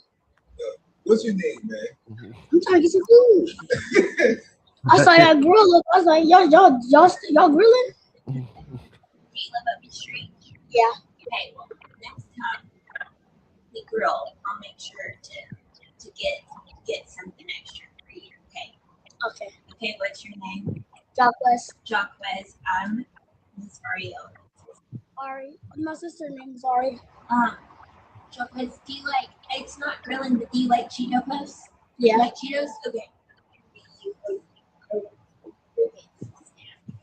Okay. Now, I'm not saying they're wrong for not feeding him, but what I will say is my mother, my aunt, my grandmother wouldn't have never did anything like that. Apparently that baby was hungry. He came over there and asked for food.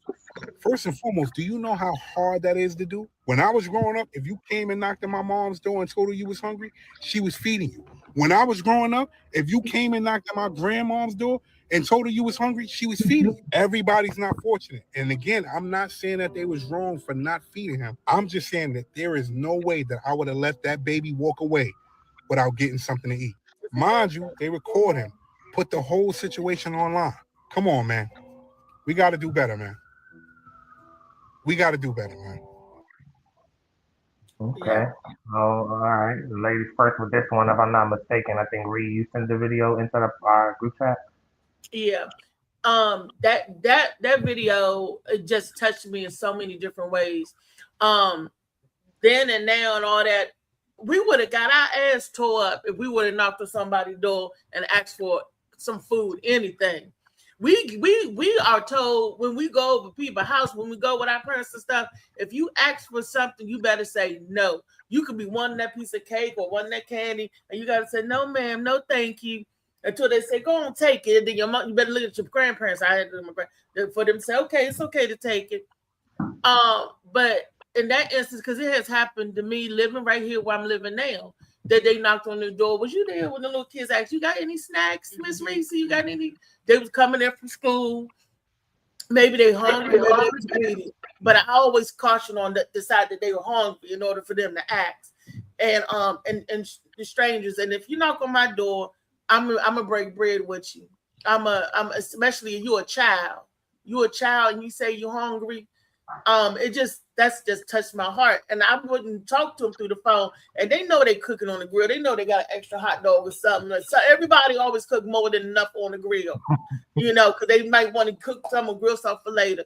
The people could have gave that child something instead of saying, "You got some Cheetos? I'm gonna get you some Cheetos next time. I'm gonna get you some Cheetos. You got something in the house today." The boy said that, "I see y'all grilling. I'm hungry or whatever." You couldn't give the boy a hot dog. You couldn't give him a glizzy. You couldn't give him some size or something. That just, Where y'all motherfucking like the man said, I'm not saying that they wrong or whatever, but I would have broke down and gave him something.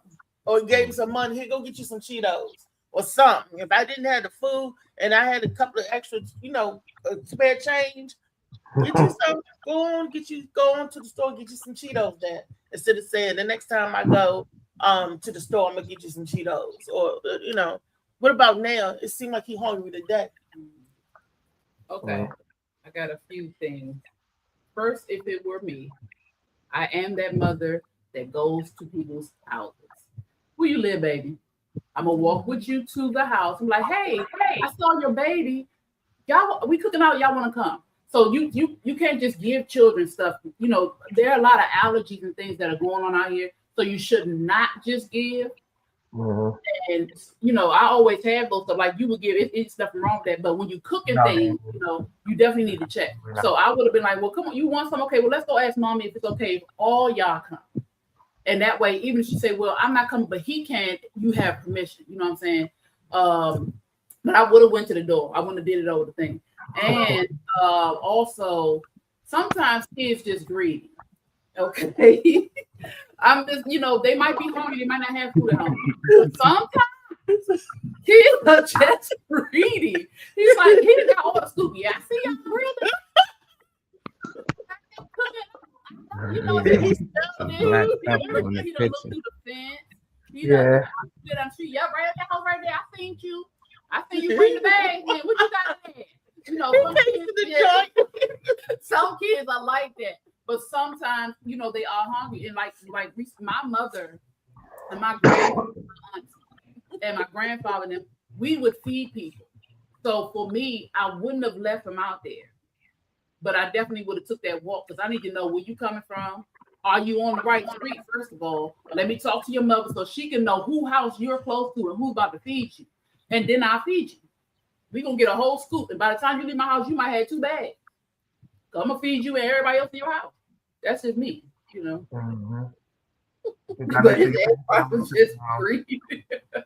Since we still got ladies on the screen. Who else on here? Venus on here. Destiny on here. I can't see her. Call one of them. Oh, Venus, I'm passing to you, girl. Girl.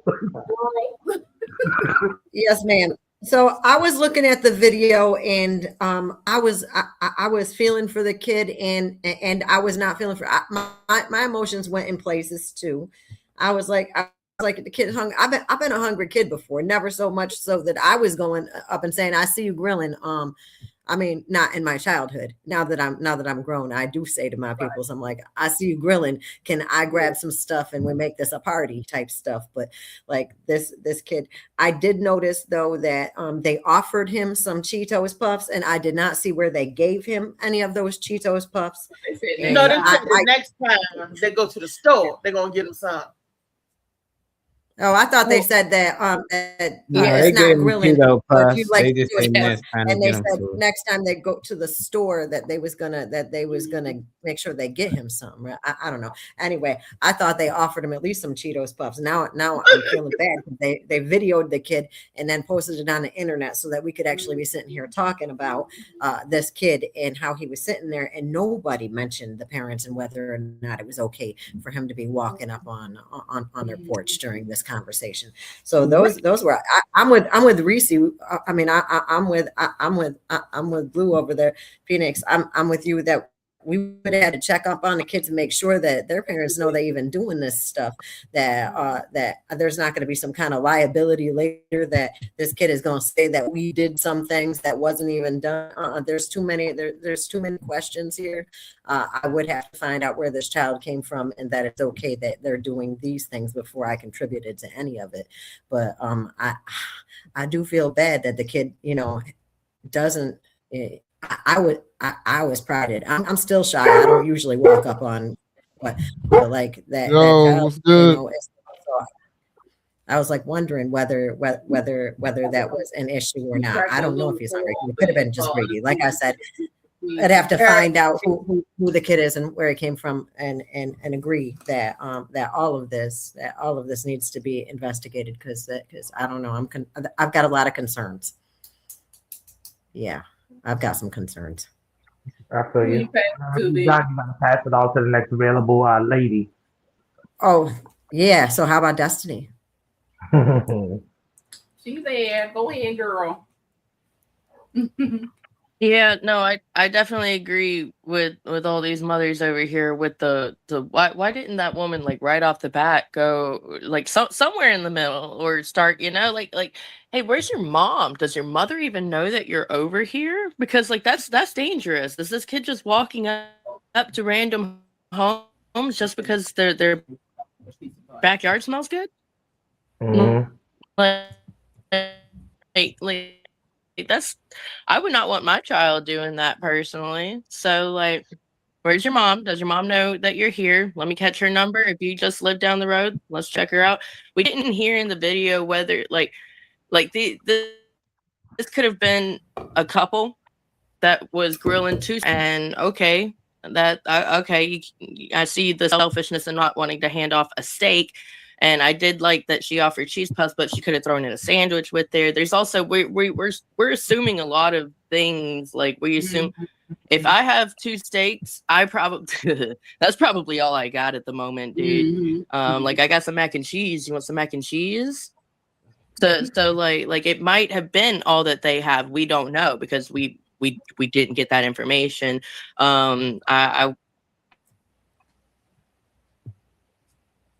I can't hear you. First sound cut out on my part. Sound out.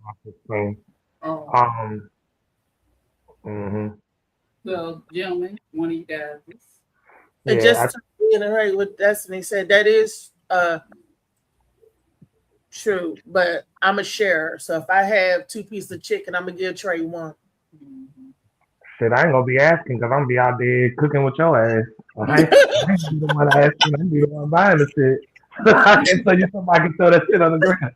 You gotta worry about me. Like yeah. So since it's on the guys now, definitely is off the screen. I mean, I would be the person personally to know the whole block anyway, because y'all pulled up to my neighborhood, y'all see what my little small section in my neighborhood look like. I know everybody.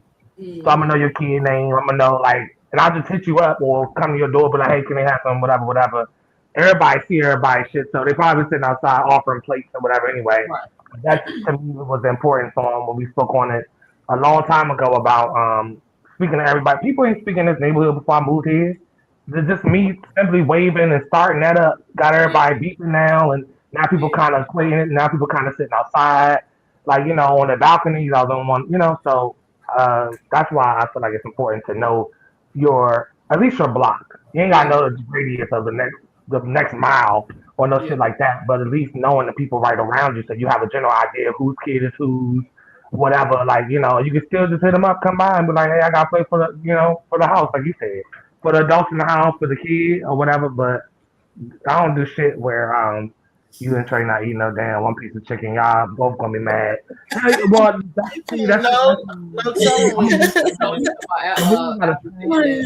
variety. I don't do shit if I can't do it. I can't do it. I don't believe in going out to eat and your ass can't give a little decent tip. I don't feel like you should just do certain things. If you can't have a cookout, cook that shit on the motherfucking pan. That's why you got a pan, you got a stove. Your ass don't need to be outside with the charcoal. You can't afford that because you only got 2 steaks. You ain't got enough to give out a hot dog. Charcoal and lighter fluid. Yeah, so if you don't have things in abundance, even for yourself, I don't believe in doing it anyway. But I would have it to offer, but I will also be the type of person to know my neighborhood. So I would know everybody in the neighborhood, who kids belong to who, all that type of shit. And I could just ask, I would have enough of a rapport to ask you, hey, y'all want to play? Hey, such and such want to play? You know, so yeah, that's why I believe in having that rapport with people. Yeah. I'll pass it off to David.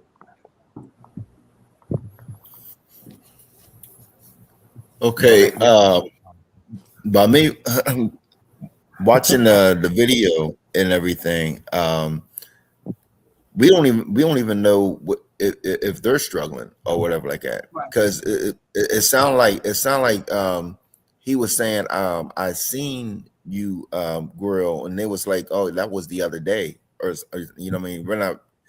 And it did sound like that they offered, it was like, you want some Cheetos, because that's probably all they had or whatever, you know what I mean. We're automatically assuming that, you know what I mean, that they're still grilling. They're like, you know what I mean, you can't have our food, but you can have these leftover Cheetos or something like that. No, but to me, watching the video, it doesn't seem that way. It seems that, you know what I mean, that they're like, hey, we don't have anything to eat. You know what I mean, you can have, I mean, we just gonna sit there tonight and eat these Cheetos, whatever. No, you can have some of these Cheetos. You know, that's what it sounds like to me. Not in that neighborhood though. I said that's the way them houses look. Y'all got a little change. His friends ain't broke just like they ain't broke. That nigga just hungry. That's all it is. Or he could be greedy. Because I was a greedy little fat kid. Yep, I was getting ready to say that. You know what I mean? It could be that kid that goes around door to door, you know what I mean, constantly asking for stuff, not needing, but wanting stuff all the time. Go ahead, pass it on to the next person when you're done. All right, I'm going to pass it to you. Oh, I was the last person. You don't pay attention, man. Yeah, it's okay. And it's also another thing with the passing on. In the future, if you don't pay attention to who is the next person, or you call on the wrong person because you weren't paying attention, you do get 5 minutes in the backdrop. We ain't starting today, but that is a part of the call. Little timeout, so you know. Yeah, it wasn't no leftover Cheetos. Go back to the other comment, Marlon, so I can read it. Alvin said, yeah, I know my neighbors, so we usually cook out together. Everybody brings something, food, beer, liquor, and they know I'm a chef, so I usually cook. But we all just do it together. My 10-year-old can walk around the neighborhood with the other kids with no problem. My neighbors give all the kids stuff. Yeah, that's how, yeah. So who you going to pass it to, David? The Beast. So for me, I mean, y'all know how it is in my neighborhood. I mean, y'all come over there. So when I cook out, the whole neighborhood invited. So that's one thing. But I mean, I have cooked out where it was just for my wife for, like, you know, her birthday or something like that. So I can understand. But I mean, look, I got no problem when I'm cooking out. Whoever comes shows up, I don't care. But you know, if some random kids just show up at my house, you got to go get your parents. Right. Like, because I'm not taking responsibility. You mess around, eat a shrimp, die or some shit. You know what I'm saying, or whatever the case may be. Or you know what I'm saying. I got my niece. You know, yeah, I had a niece. He said, "Went in the trash and took out the ribs." Taking out trash for ribs. So but I had a niece that was supposed to be losing weight, and they would lock the refrigerator and she was going to neighbors asking for food because she wanted to eat, even though they was trying to get her to get healthy and get in shape and this, that, and the other. So yeah, I'm gonna talk to the parents. Right. You know, because I don't know what's going on over there. And considering that neighborhood, or considering my neighborhood, you know, I know that people got food. And if you don't, then yeah, I'll feed you and your family. I'm not just going to feed your little greedy ass. You know what I'm saying? like, yeah, bring your sisters too, your brothers and your sisters too. Tell them to come on out here. If I ain't got no food, I'll run to the store, throw some more stuff on the grill. You know what I'm saying? If I need to, but But I mean, it's just that I gotta have a parent, because now if I already know you from the neighborhood, then yeah, I'm gonna feed you. But if you just some random kid hitting my doorbell talking about I saw your grill was smoking this morning, what I'm saying? Right. Yeah, I need to know where you coming from. Like, where you come from? Because I know everybody. You know what I'm saying? Like, yeah, where you come from. So yeah, so my thing is this, I think they handled it the best way that they could. I mean, it's strange having a kid knock on your door talking about y'all grilling in the back. I'll be like, first of all, why you asking me all these damn questions? Like, what the FBI? What's going on? What's going on, little man? What you need? And then the other thing I do is tell them to do some work. You want some food? Okay. I need you to go out. I need you to go do some work. You know what I'm saying? Because I don't want you to think you coming over here just eating for free either. So but yeah, that'll be the few things that I do. Because I had a kid in our neighborhood actually break into my house and steal. What the hell did they steal out my freezer? They stole something dumb. It was like, I can't even remember. I think it was ice cream or popsicles or something like that. Yeah. They broke in through the window, stole the ice cream, and I noticed it the first day because my alarm and stuff went, So the next day, I was like, this gotta be kids, right? So I left the window open and just waited. Just waited. I left the window open, and sure enough, them kids came back and I caught them. But then, I had them clean. Did you know who they was, the kids? They lived across the street from me. I had no idea who they was. No, I didn't. But I went to their mom, and their mom was like, go ahead and call the police. And she was that type of parent, which was I said, you know what? I'm going to do one better. I'm going to make them clean up the neighborhood. So that's what I went out there and had them do. And then the next week, I told them, I was like, all right, next week, y'all cutting grass for money so you can buy your own ice cream pop. So sure enough, I gave them my lawnmower. They went and started cutting the grass. Then after that, every week they would come and ask for my lawnmower. I was like, well, the price of that, you got to cut my grass to get my lawnmower. Then they came, cut my grass, and then started cutting other people's grass and got their own money. You know what I'm saying? I love that, because you did not reward bad behavior. You punished the bad, and then you flipped it around and showed them to show them something that they don't have to do that. They could do this and get the desired results without anybody getting in trouble, no police, any type of punishment, and make some change. I love that. That is definitely one to grow. I love the discipline, and then I love the results at the end. That's the unprogramming. Yeah, that's what you did. You was Rodney that day. That was Rodney. I'm Rodney every day, but them little niggas are still annoying though. They used to come to my house every week for something. I was like, man, all right, here you go. But I gave it to him. It was all love, but it's still, yeah. But I mean, it's definitely, you just got to be careful out here. You don't want to be doing something to enable somebody into a bad habit either. So, yeah. Pass it to where everybody went except for Molly. I guess Molly. Yeah, he's not on the screen right now.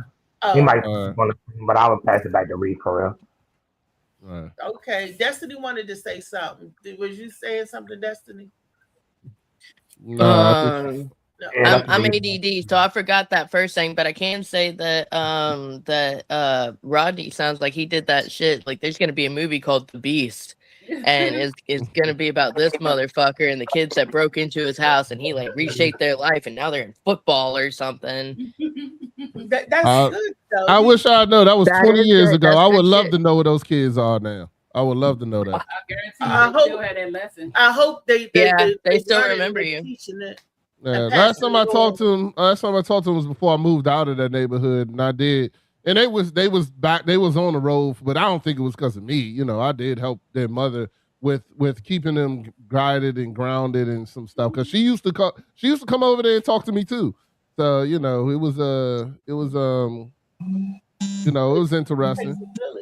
Just change how people thought. Because they actually came and worked for me for a little while too. But okay, good. Then but that was the end of that. They I ended up moving and stuff like that. So that is good. It takes a village. Do y'all remember last year, was the year before last, the kids was knocking on my door and they would run and stuff. So I said, I'm gonna get to know the kids. So when I snatched the door open, they was telling on the boy that did it. But he don't even live in this building. He lived down there. So I rewarded the kids. You know, I was like, y'all want to stay? They was like, yeah. You know, that's how I got the kids, you know, the good kids. And I was giving them pound cake, the little individual pound cake, and they missed the peanuts. But I did ask, I said, anybody got any peanut butter allergies? I got any allergy, anything? And one little kid did. I said, oh, you can't have this cookie. He wanted that cookie. I said, oh, no, baby. So I gave him a piece of pound cake. And then the other little kid say, could I have this cookie too? Then the little girl, the big girl, she was like, stop being greedy. Stop being greedy. I was like, you know, it was like a little gang of kids. And, you know, which is so cute. And they was friends with my little cousin that lived in the building on the 3rd floor upstairs. And they would, you know, they was friends with them. They all went to little elementary school together, and the kids in the building. So, I mean, that kind of stuff I like. And I knew that their parents and their neighbors, you know, that's my neighbor right there. That's the way that little kid lived. But like Rodney said, when Tyree was coming up, I knew every little kid in the building and their parents, because it was like that, you know. But then those people moved out and new people moved in, and it's a mixture of everything. And I don't have no little kids now. So only the kids I know is the ones up there. So by being a block parent or what do they call a block mom? You know, somebody that look after the whole block, the neighborhood mom. Everybody mom. All the kids. Half of them I didn't know who the hell they was knocking on my door. I go in the freezer, like Rodney said about the ice cream. You be done just bought some. I go back in the freezer, it's gone. Why all the shit gone? Oh, I gave some to all the kids outside. Who told you to do that? Oh man. But I said, okay, so next time you ask me before you do that, because mommy has to spend money to get these things and I buy it for you. But if you want to share, I will buy extras. And so I started just getting the extra stuff. And yeah, the kids just come over and because my kids are very generous, but also teach them about their kindness. I said, sometimes you have to have discernment with your kindness when people take advantage of you. There's nothing wrong with being kind, but you have to pay attention, you know. But yeah, I'm all everywhere I move, I'm the neighborhood mother. I'm there, I look out for everybody. I go, hey, where you going? What you doing? Yeah. There's power in someone who lives around you and stuff. And for some reason, people trust me with their kids. I thought they just trust me because I was fat. I thought, you know how it looked like somebody fat auntie or grandma used to think, oh, they just, you ain't running away from a situation. The big mama. It was the big mama. They used to call me that too. Big mama when Tyree was little. They used to call, oh, I'm like, I ain't nobody big mama, but I thought that's why. You know. Could be. I mean, you know, it could be why, you know. Or it could be your spirit or energy and stuff. It could be other things too. I know you ain't running too fast from me though if you try to do something. So I know that is a guaranteed fact for me, but you know. Wake up, Venus. I'm awake. I'm just looking at these tiny words moving over here, and I'm thinking these people could be Cash App and Reese Tire with the $sign in front of it right there. And I just wanted to, you know, bring it to the attention in case I'm not the only one who can see this. You know. Oh no, yeah, you're not the only one. Money flows from different places. Reese Tire, baby. I know. I was just drawing attention in case somebody wanted to, you know, cash tag with the REES. Don't worry about what motherfuckers can see. They can see you. Trying to help them out. That's like asking in the bank cloud. You can see that shit. If you want to donate $1 too, you know what to do. You see it. I ain't got to remind them. $1, 3 or 4 or 5. You know, 5, 10, 15. Yeah. But I tell you though. Maybe trying to be in the background. I think he's working on them drinks, so I don't expect to see him on here too much. He on the move too. Oh, okay. Drinks and everything. Some sea moss out. I got a question. I got a topical question to throw out there if y'all want to discuss it real quick, because it kind of threw me off this morning. My son, 12 years old, and I told him, he had his little girlfriend or whatever that he liked, and for her birthday we supported that. But today, this man was left out with a grocery bag full of all this stuff that I thought he was buying for himself. And turns out it's for some girl named Autumn at his school. And I kind of felt, I was like, hold on, is my son a simp? Like, do I gotta worry? I was like, hold on, man. I was like, hold on, bro. And I had to ask the question. I was sitting there thinking to myself, all right, should I react? Should I overreact? Should I be like, nah, bring that bag back in here? You know what I'm saying? It was simple stuff though, but he asked me to take him to the store. He had his money. So I was like, all right. So I took him to the store. He got some chips and it was like Nerds and stuff like that. Like, yeah. But I say it was at least 7 to 8 items in that joint, right? And then all of a sudden he walking out with the bag. I said, where you going? I was like, what, you got a school party or something? He was like, nah. I was like, who that? He was like, it's for Autumn. I said, Autumn? Is Who's this a new Autumn? girl? No, it's the one that Yeah. they supported, right? No, this is a new girl. Nah, it's a new girl. Nah, I don't know. I never met Autumn. I know the other girl. The other girl, I know her and her mother. I knew her. But he was like, yeah, I was like, is Autumn your girlfriend? He was like, no. I was like, is it her birthday? And then he was like, yeah, it's her birthday. But I felt like he was lying. I was like, nigga, you lying? I was like, he was lying. He didn't want you late. Because I asked him, I got a big thing in my house about you ain't gotta lie to me, Craig. Like, you ain't gotta lie. I prefer you just be honest. And I was like, is it really her birthday? And he was like, yeah, it really is her birthday. And I was like, all right, but still, like, like bring her 1 bag of candy, bro. Not no 8 bags of candy. Like, what's going on? Hey, bro. Hey, it was I can tell you, because I remember when I went to the store, I didn't know all that stuff. It was a big bag of chips, a Gatorade, Nerds, and something else on that run. And then he had something from the time before. It was like Takis and something else. And I'm like, yo, like, what's going on? Takis. Huh? That's awful. Them they nasty. I said, he don't like her if he gave her. Anyway, should I be concerned? What do y'all think? Should I explain to my son? Because I feel like he see me with Vicky, and I always buy her stuff and do special things for her and things like that. So the shit though, y'all married. Explain the levels to him though, because y'all married, so certain things come with that. I don't want him off the rip. She's talking about something. Oh, I want this and I want that and I want that. He's talking about something. Yeah, I'll go get it. My dad gonna take me. That don't have him set up like that, please. Don't. Yep, I agree. Well, I just I would say see what it is. Yeah. See what it is, because it just might be her birthday, and they might be having like everybody bring something to the party. And she might be just one of his friends. Nah, bro. This was a gift basket. This wasn't normal. This wasn't just some chips. This was a gift basket. I was like, what? Gonna eat off of that? Hold on, Rodney. You did it. Okay, you did it. Don't complain. You know why I say that? Because my kids do the same shit. My daughters, because they see how I gift, even their dad, we're not together, they see how I gift. They will do the same thing. And I'm like, oh, whoa.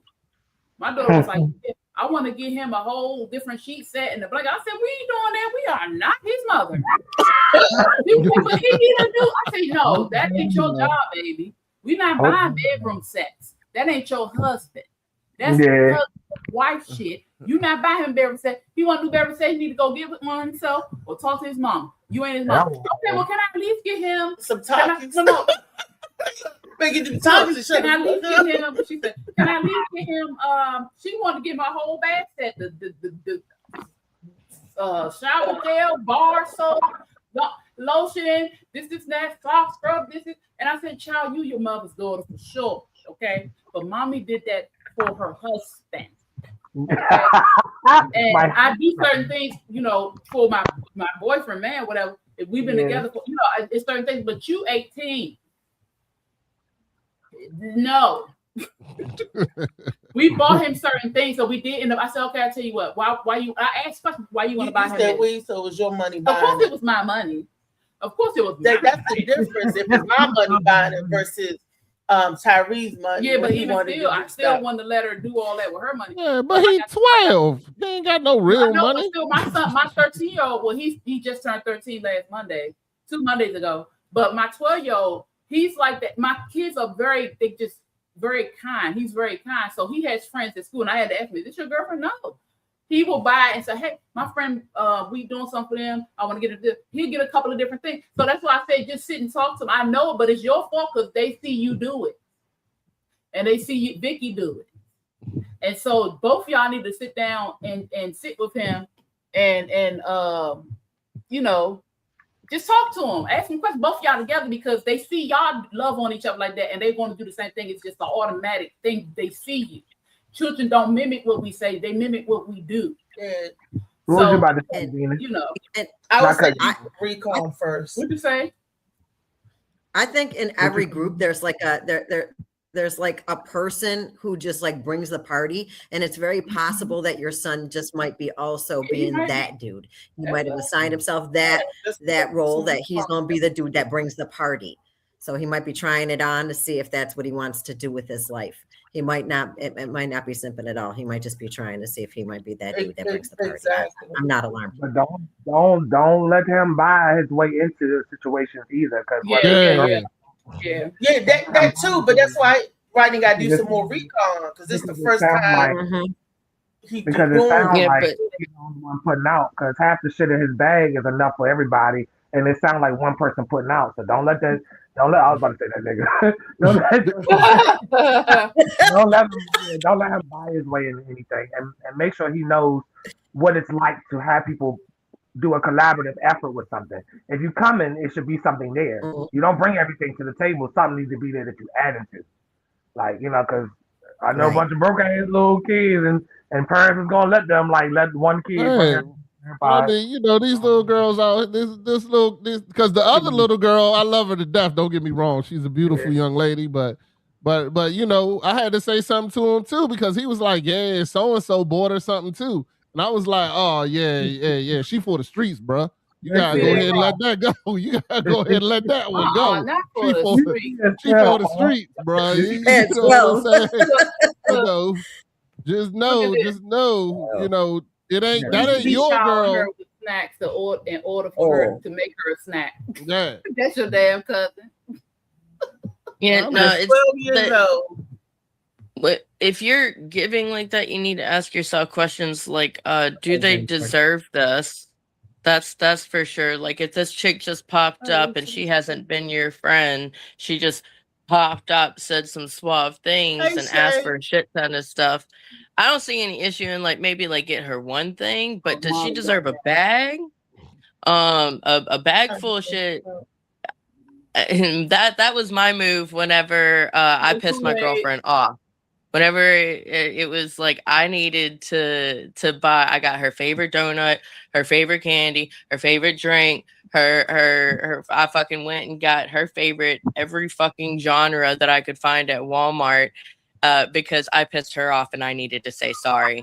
How old was you, Destiny?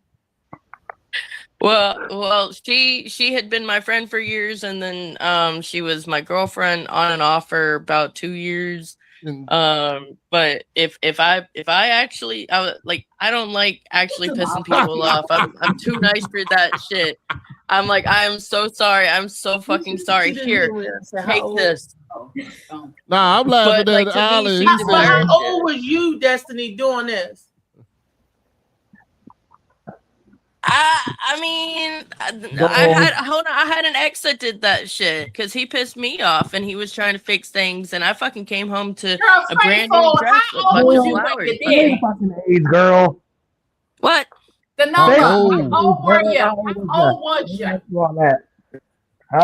When I did the buying all the shit, I was in let's see, with hers quite a few years, but started freshman year, no, started 8th grade with her, and then we stayed together till like junior year. But you can't handle the truth.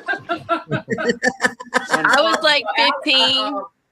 like 15, but I also got paid to mow the backyard, so I made my own money. That was another note. If he is spending your money by chance on getting things, then he's presenting himself as a monetary value that he's not able to keep up on his own. And something to throw out there, my final piece of advice for Home Skilly is if he's going to start out the relationship providing bags on bags for shit, then he needs to know that's what she's going to expect for the rest of the relationship. Just like if you start off buying her flowers every week, when you stop doing it, she's like, why? What's wrong? If you start off buying a bag full of goodies, then when you bring her one item, she's probably going to look at it and say, like, why? With the rest. Right. Yeah. Well, Alan said, and I was laughing at that too, Ron. He said it's always our broke kids. What you say? What He you say? said it's, the broke ones are He said a always few things. He said greedy kids are always Spending our money or something like that. He said He said generous. something about being generous. Oh, that's what it is. Yeah. Some of our generous, our broke kids being generous with our money or something like that. He said something about they already knew. Our broke kids are always yeah.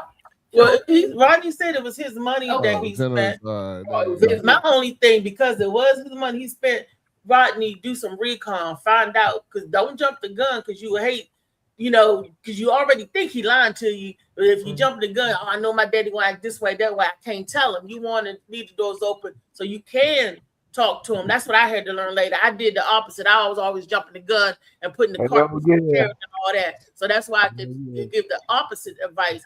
Do some recon, because y'all know me. I'll be jumping out there first for no reason and be looking dumb and stupid, and then it don't be that, and then the child ain't gonna want to talk to you. So do some recon first to find out what it really is, because it may be, if it really was a birthday, everybody getting a gathering, and they're gonna see your son bringing this big ass bag of snacks to school. So when they come, they go, birthday tomorrow. Yeah, that's the other thing I'm worried about. But hold on, that's the other thing I'm worried about, because he brought the other girl snacks for her birthday, and now I'm I'm worried that now they playing this nigga, when your birthday come, be nice to Jonathan, because he bring you a bag of snacks. You know what I'm saying? Sweetheart. Oh. Like, I don't trust these, I ain't gonna say that, but I don't trust, because the first one, I like the first one. I was disappointed when I found out she was for the streets.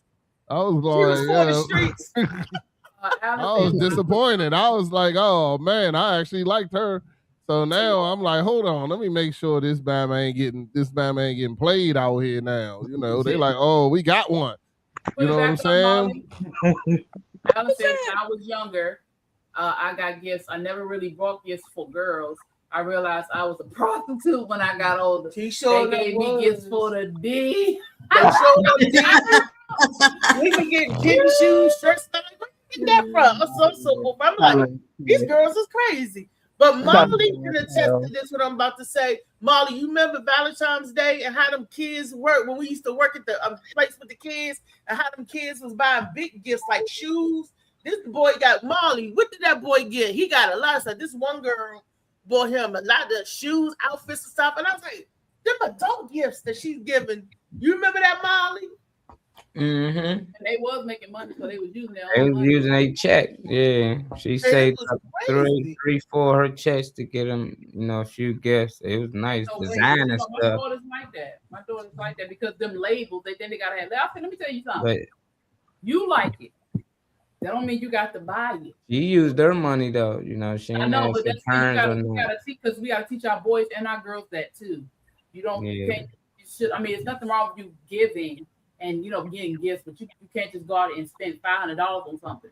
Yeah, $200, $300 on something, and then they're gonna come ask mommy and daddy for some money because they done spent their money on stuff that they need. No, ma'am, no sir. She bought him a big old bag. I was like, what they doing?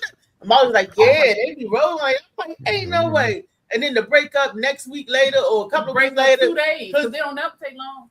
I was like, They kids, man. Gotta let them be kids, man. $500. I feel like some of y'all got but they not. Be ugly as hell. Them Jones be ugly and be $600. My daughter told me, I wish I would let you spend your money on that ugly stuff right there. I smack this out your mouth. Matter of fact, give it to me. You want to spend some money? Give it.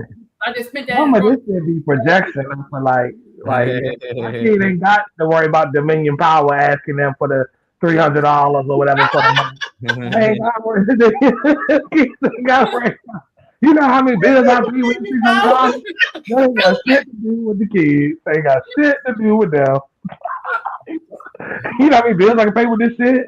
Well, yeah, you could if you had it, but. Like, nah, hell. And that young man got a lot of nice, beautiful gifts. And I he like did that. it was one way. I was like, well, what you get her? I like it that these kids got so many innovative ways to make money and stuff now, unlike before. So, you know, the abundance is there, Yeah. you know. They just need But I'm all for fighting up on the, you know, on certain things. But let them kids spend that money, but make them sit on that shit when they ain't got none either. So you better figure out how you can cut something down or pick up some trash or something. Creating. Oh, what you just said? Oh, that's nice. Don't come to me. Oh, that's nice. Oh, okay. Yeah. Beautiful. You're gonna be stuck till you get paid in 2 weeks. You gonna get stuck. Just let your ass know you ain't getting shit else And then unless when you you run break up from the young man or woman, you be ready to fight the world, fight them and the world, because you know you ain't gonna get them tennis shoes back. You ain't gonna get that jacket back. I'm going to tell on myself. I did it a little bit earlier because Louisa is a giver. Okay. When I was, I think 19. This is yeah. I just said. So I was ready to go to college, PG because I couldn't go away because I had my son. So it was their dad's birthday. I went and spent all this money, bought this food, homemade dinner because I just like to cook, homemade, made him all this stuff. And it was time for me, you know, of course, on Jordan said, made a cake, did all this shit, this stuff that I do. And so when it was time for me to go to school, like about 2 weeks later, a week or so later, I didn't have the money for my books. And so I asked him if he had the money because my dad wasn't giving me shit. My mother ain't have shit. So, you know, and so he was like, oh, I don't have it. I won't have it. And I got upset. And I was like, you don't have the money. You always tell me, you know, if I need something, I can come ask you for it. But you don't have it when I just spend all my money. And I was upset with him. I broke up with him. And so this why I said, listen, that's why I said this. That's why I said I know, but I didn't know, right? Because he told me if I need or when I need, ask. So that's why I said you got to talk to the kids because if you don't, they're gonna do stupid shit like that. Of course, we got right back together. But I was angry and I broke up with him. And we got right back together. But I apologize because I let him know, you know, I was angry, I was upset because you told me that if I need something, I can come to you and get it. When I spent that money on you, and you didn't ask me this, so I had to do that. I've always checked myself. I always, even as a young girl, I always check myself because once I, you know, had my little moment, I found a way to get the money. I went to apply for a loan. Shouldn't have did that, but I applied for a loan to get my books for the next couple of semesters or whatever. And we talked about it, and I apologize to him for breaking up with him, but I told him why. But you don't have sense to think logically. I don't care how much you told. As a teenage, you stupid. Yeah. We stupid at the age. We stupid to almost 26, maybe 35. Who knows? But at that age, you have to tell them. And if they just go do it anyway, okay, cool. But I didn't have nobody to, hey, you know, you about to go to school. You might not want to do that. Yeah. All I know is Father's Day coming up. Yeah. I'm gonna be looking kind of different if I just get a tie. I'm be like, nah, you gave this little chick Autumn a whole. You better get a tie, a Gatorade, and some chips. The tie is for her to wear. No, you're talking about from his son. Oh, from his son. Oh, yeah, I'm talking about for my son. Yeah, you giving these little hoochies out in the middle school. You giving these hoochies all this popcorn and Takis and all this other kind of stuff. You know what I'm saying? You taught him how to do it. I just get some socks. We got a problem. Yeah, we gotta talk about this. You didn't teach him how to do it for you. You taught him how to do it for his mother. So that's hey, bro. I don't know. Autumn, I ain't met Autumn, and she might be ugly. If she ugly, then I got a problem too. I really got a problem. I need you to know. I met the first girl. She was cute. You know what I'm saying? Go stand in the corner. Yeah, she was cute. My wife even thought I was hitting on her mom. I was like, what? Like, nah, I'm good. Hello, hi, Jennifer. Hey, Jen. She said, go stand in the corner. It must be a comment I missed. I missed. I don't know. Yeah, but I would. He got shoes, weed, money. They rented him cars, liquor, clothes, threw him parties.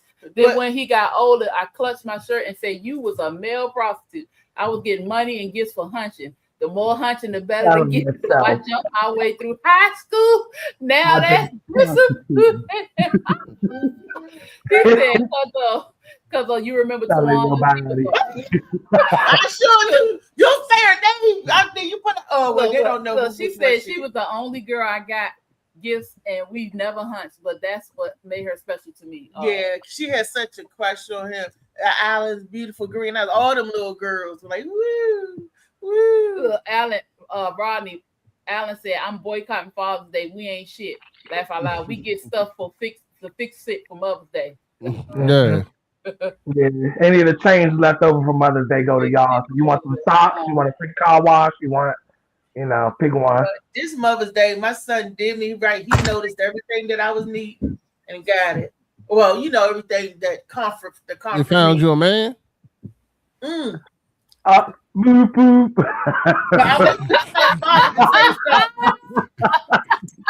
But this, man, they be calling her. I'm waiting for them to say something about that. But oh Lord.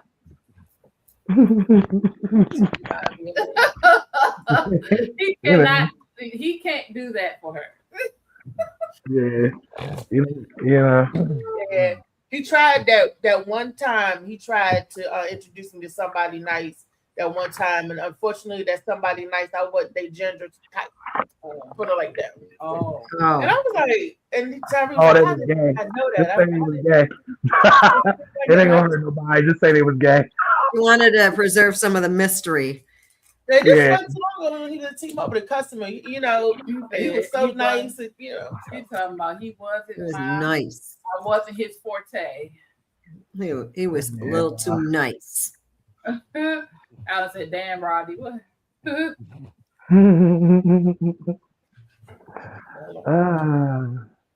But yeah, the kids, Rodney, I just say look back and see what he getting into. Ask a bunch of questions. Nah, I'm gonna ask more about because I don't want him thinking he gotta give every girl a gift bag for her birthday. But he said he wanted her to be his girlfriend. He did say that. So he did say that. But you ain't gotta get her gifts to make her your girlfriend. If she don't like you for you, then it wasn't too long ago when he was with the other one. So goddamn, how much time between? I know they fast. He move fast, don't he? He a lover boy. Daddy, I'm a lover, not a fighter. It's middle school, bro. What you expect? He said he ain't in here. Come on, he's not in here. Oh, they talking about me looking through inside the bag. You looking through the gift bag, talking about with my man. We're gonna want to know more about Autumn and whether or not she turned out to be a cutie too. Or she looked like the back of my foot. Just tell her. Hey, we'll find out. We need to know whether or not she looks like the back of Trey's foot for sure. Oh, don't worry. As soon as Vicky don't know yet, because Vicky out of town. As soon as I tell her, she might know who my Autumn is. I might need to call her. Oh yeah. Hey, she might already know who Autumn is. His class. I know who it is. Yeah, I know who Autumn is. She probably do. I ain't mentioned it to her because it's two reactions. Either she know who Autumn is, or she gonna have a problem. So, like, hold on. He giving my because my wife. Cheap nowadays. My wife got a big bag of chips. Yeah, my wife's selfish. She gonna think those gifts were for her. That wasn't supposed to be for her. She be like, nah, them supposed to be my gifts. What are you doing? That's just like you giving a big piece of chicken to another man. Like what is chicken today? Like if you cooking dinner, I didn't know the big piece of chicken was supposed to be for the father or for the husband. Yeah, for the man of your life. With me and my son's father was living together. His cousin came over. And he asked, but he told me, he said, be hospitable, offer him something to eat, so I said, okay, I gave him the breast. And not knowing later that you don't give nobody the big piece of chicken. No, I was like, well, you told me to be hospitable, and he said he want the breast. He said he was flirting. Not come he lay said, with me. I didn't know that was giving them the business. If you give a man a breast, that means I didn't know shit. Well, still I like laying in the thighs. Still What, chicken. what did He he said like? usually autumns are cute. Ty's father like. The big This piece of is the chicken. winter Damn, month. okay, the big piece.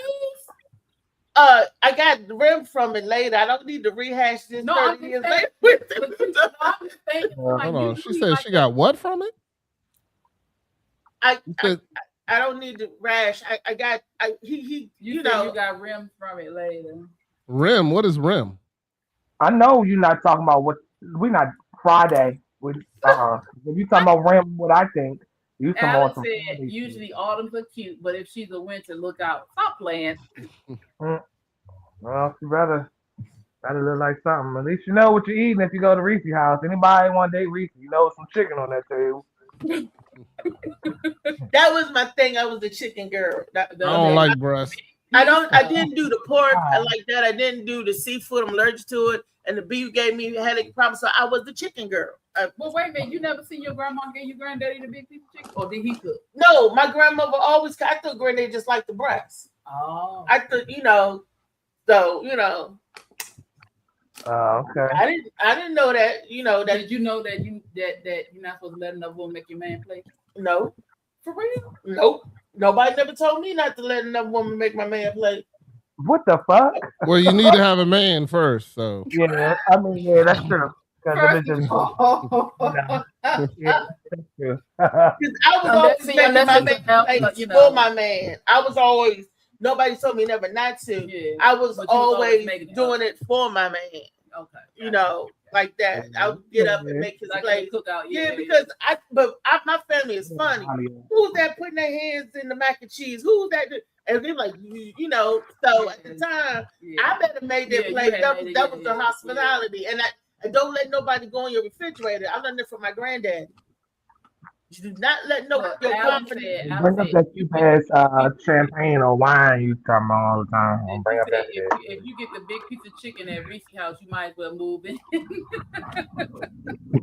No big piece of chicken no more. You get legs and wings. Look, and if you get the turkey back or the turkey neck, well.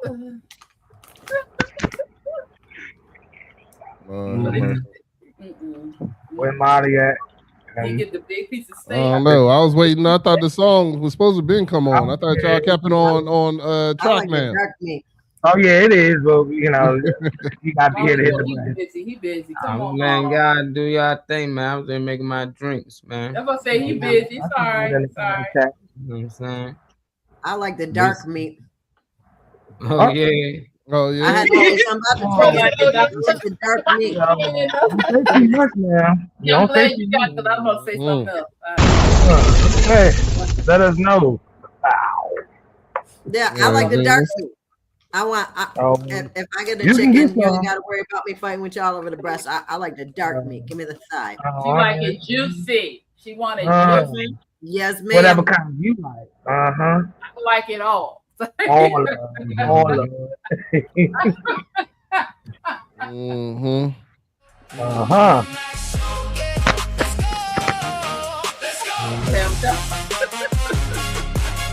They lit. Ain't even Friday yet, man. We talking about chicken, damn it. Y'all talking about chicken, then I you can take a choking whole on the chicken chicken and make now. a few meals out of it. We're gonna get chicken salad, we're gonna get soup, I'm gonna cut Don't off choke the on the breast, make chicken. sandwich it, and I'm gonna take the carcass and You make say put- it's- no, They but I'm take gonna the use what? it The to make carcass. The car. What?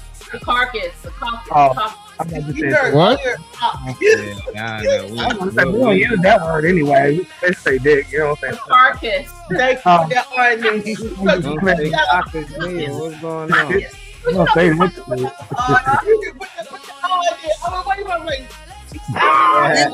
They say you look like a dog meat eater.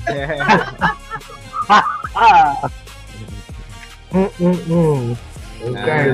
I know. Get out of here, man. We y'all can do it. Then. Start it off. Good energy, Riri. What you say, What Mom? energy we Need raise? some good energy Oh, before we good get up energy, out of here. Good energy. Look, let your freak flag fly, but on Friday. It's just one day. Limit y'all to one day. Every day. You Every get day. one day to shine because the rest is mine. What day? Monday. Today's Monday. And though it may seem like a lot of people don't like Mondays, but every day is a great day. So no matter what, look at it with joy, look at it in thankfulness, and be glad that you're here. We're glad that you're here, and I'm glad you took the time to stay with us during this time on this beautiful, marvelous, magnificent sunny Monday. Like that. That's why. It is Monday. And people call it a manic Monday, but I'll tell you what, you can turn it to magic. Spend good energy, give good energy, and do good things. Create something great. That's right. Pass it on, baby. Oh yeah, sorry, Destiny. Tell them what they should do. Hey. Well, I mean, hell, my favorite piece of positivity is positive spreads positive, okay? If you're not proud of yourself, then go out and do something that makes you proud, okay? Y'all have a good one. Bye-bye. Oh, hey, that's me. All right, so this is my show. This is my show my first show that I am the producer and host. It is at the VFW Post 7320 in Saraland, Alabama. That is 244 Old Telegraph Road. There's a QR code that is on June 12th. The tickets will start selling at 7:30 and the show's at 8. I've got my headliner Kringus Gillespie, the musical comedian Frog, Compton Smith, and Joe Afonso. You can go to www.kringus.com to pre-order your tickets today. I do have 18 plus show on there. You don't necessarily have to be 18, but the humor is definitely going to be 18 plus. So just fill your jazz on that. Come on by, it'll be a great show. I actually went to a metal concert just this past Friday there, and it was a great vibe. Say what? Question mark. Say what? If you want to put that right back.com, you can book a consultation with me and see how I can help you build a vision or, create a concept or plan an event or, well, I don't know. Book a consultation and find out how I can help you. Put that right back.com. Hell yeah. You need to get this sound again. Oh, you need me to send it again? Yeah. But you gotta send me my email so I can download it. Got you. I'm about to send it to you. Happiness is within. Don't let anybody else be the catalyst of your happiness. Let you be the catalyst of your own happiness. You don't need nobody else to be happy. There you go. Okay. I say, personally, do what the fuck you want to do. Do what your pockets and your mindset allow you to do. If you want to click off on that bitch over there, if you want to buy that car, if you want to sit on your funky ass, you do what the fuck you want to do because you know you can do it. Don't let nobody tell you how you need to be and how you need to present and how you need to move. That's it. Appreciate y'all tapping in with us. Y'all already know. Good love, good energy, man. Y'all be positive out there. Hopefully y'all took something from today's show. And we'll be back tomorrow. Turn up Tuesday tomorrow, 10:30 to 12:30. Or as you see today, whenever we feel like getting up out of here. We up out of here. Peace and love. Turn up time, Des. I got you.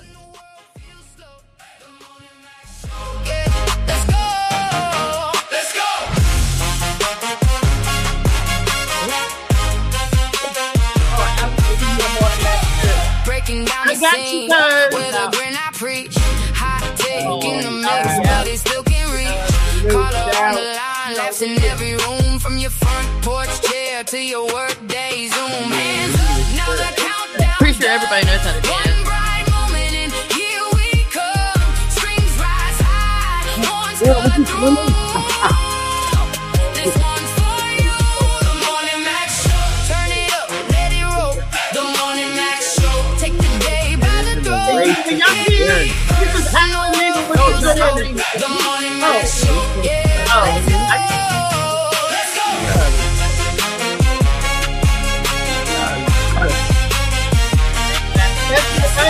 Tell people, get in line. Hit that play button right on time. Big brass,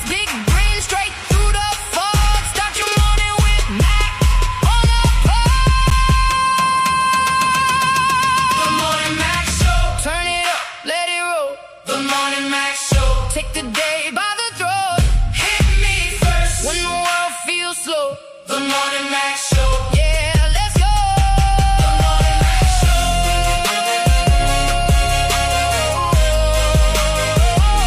The Morning Mac Show. Say it loud, say it bold.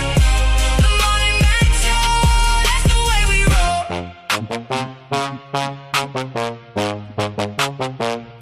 Peace.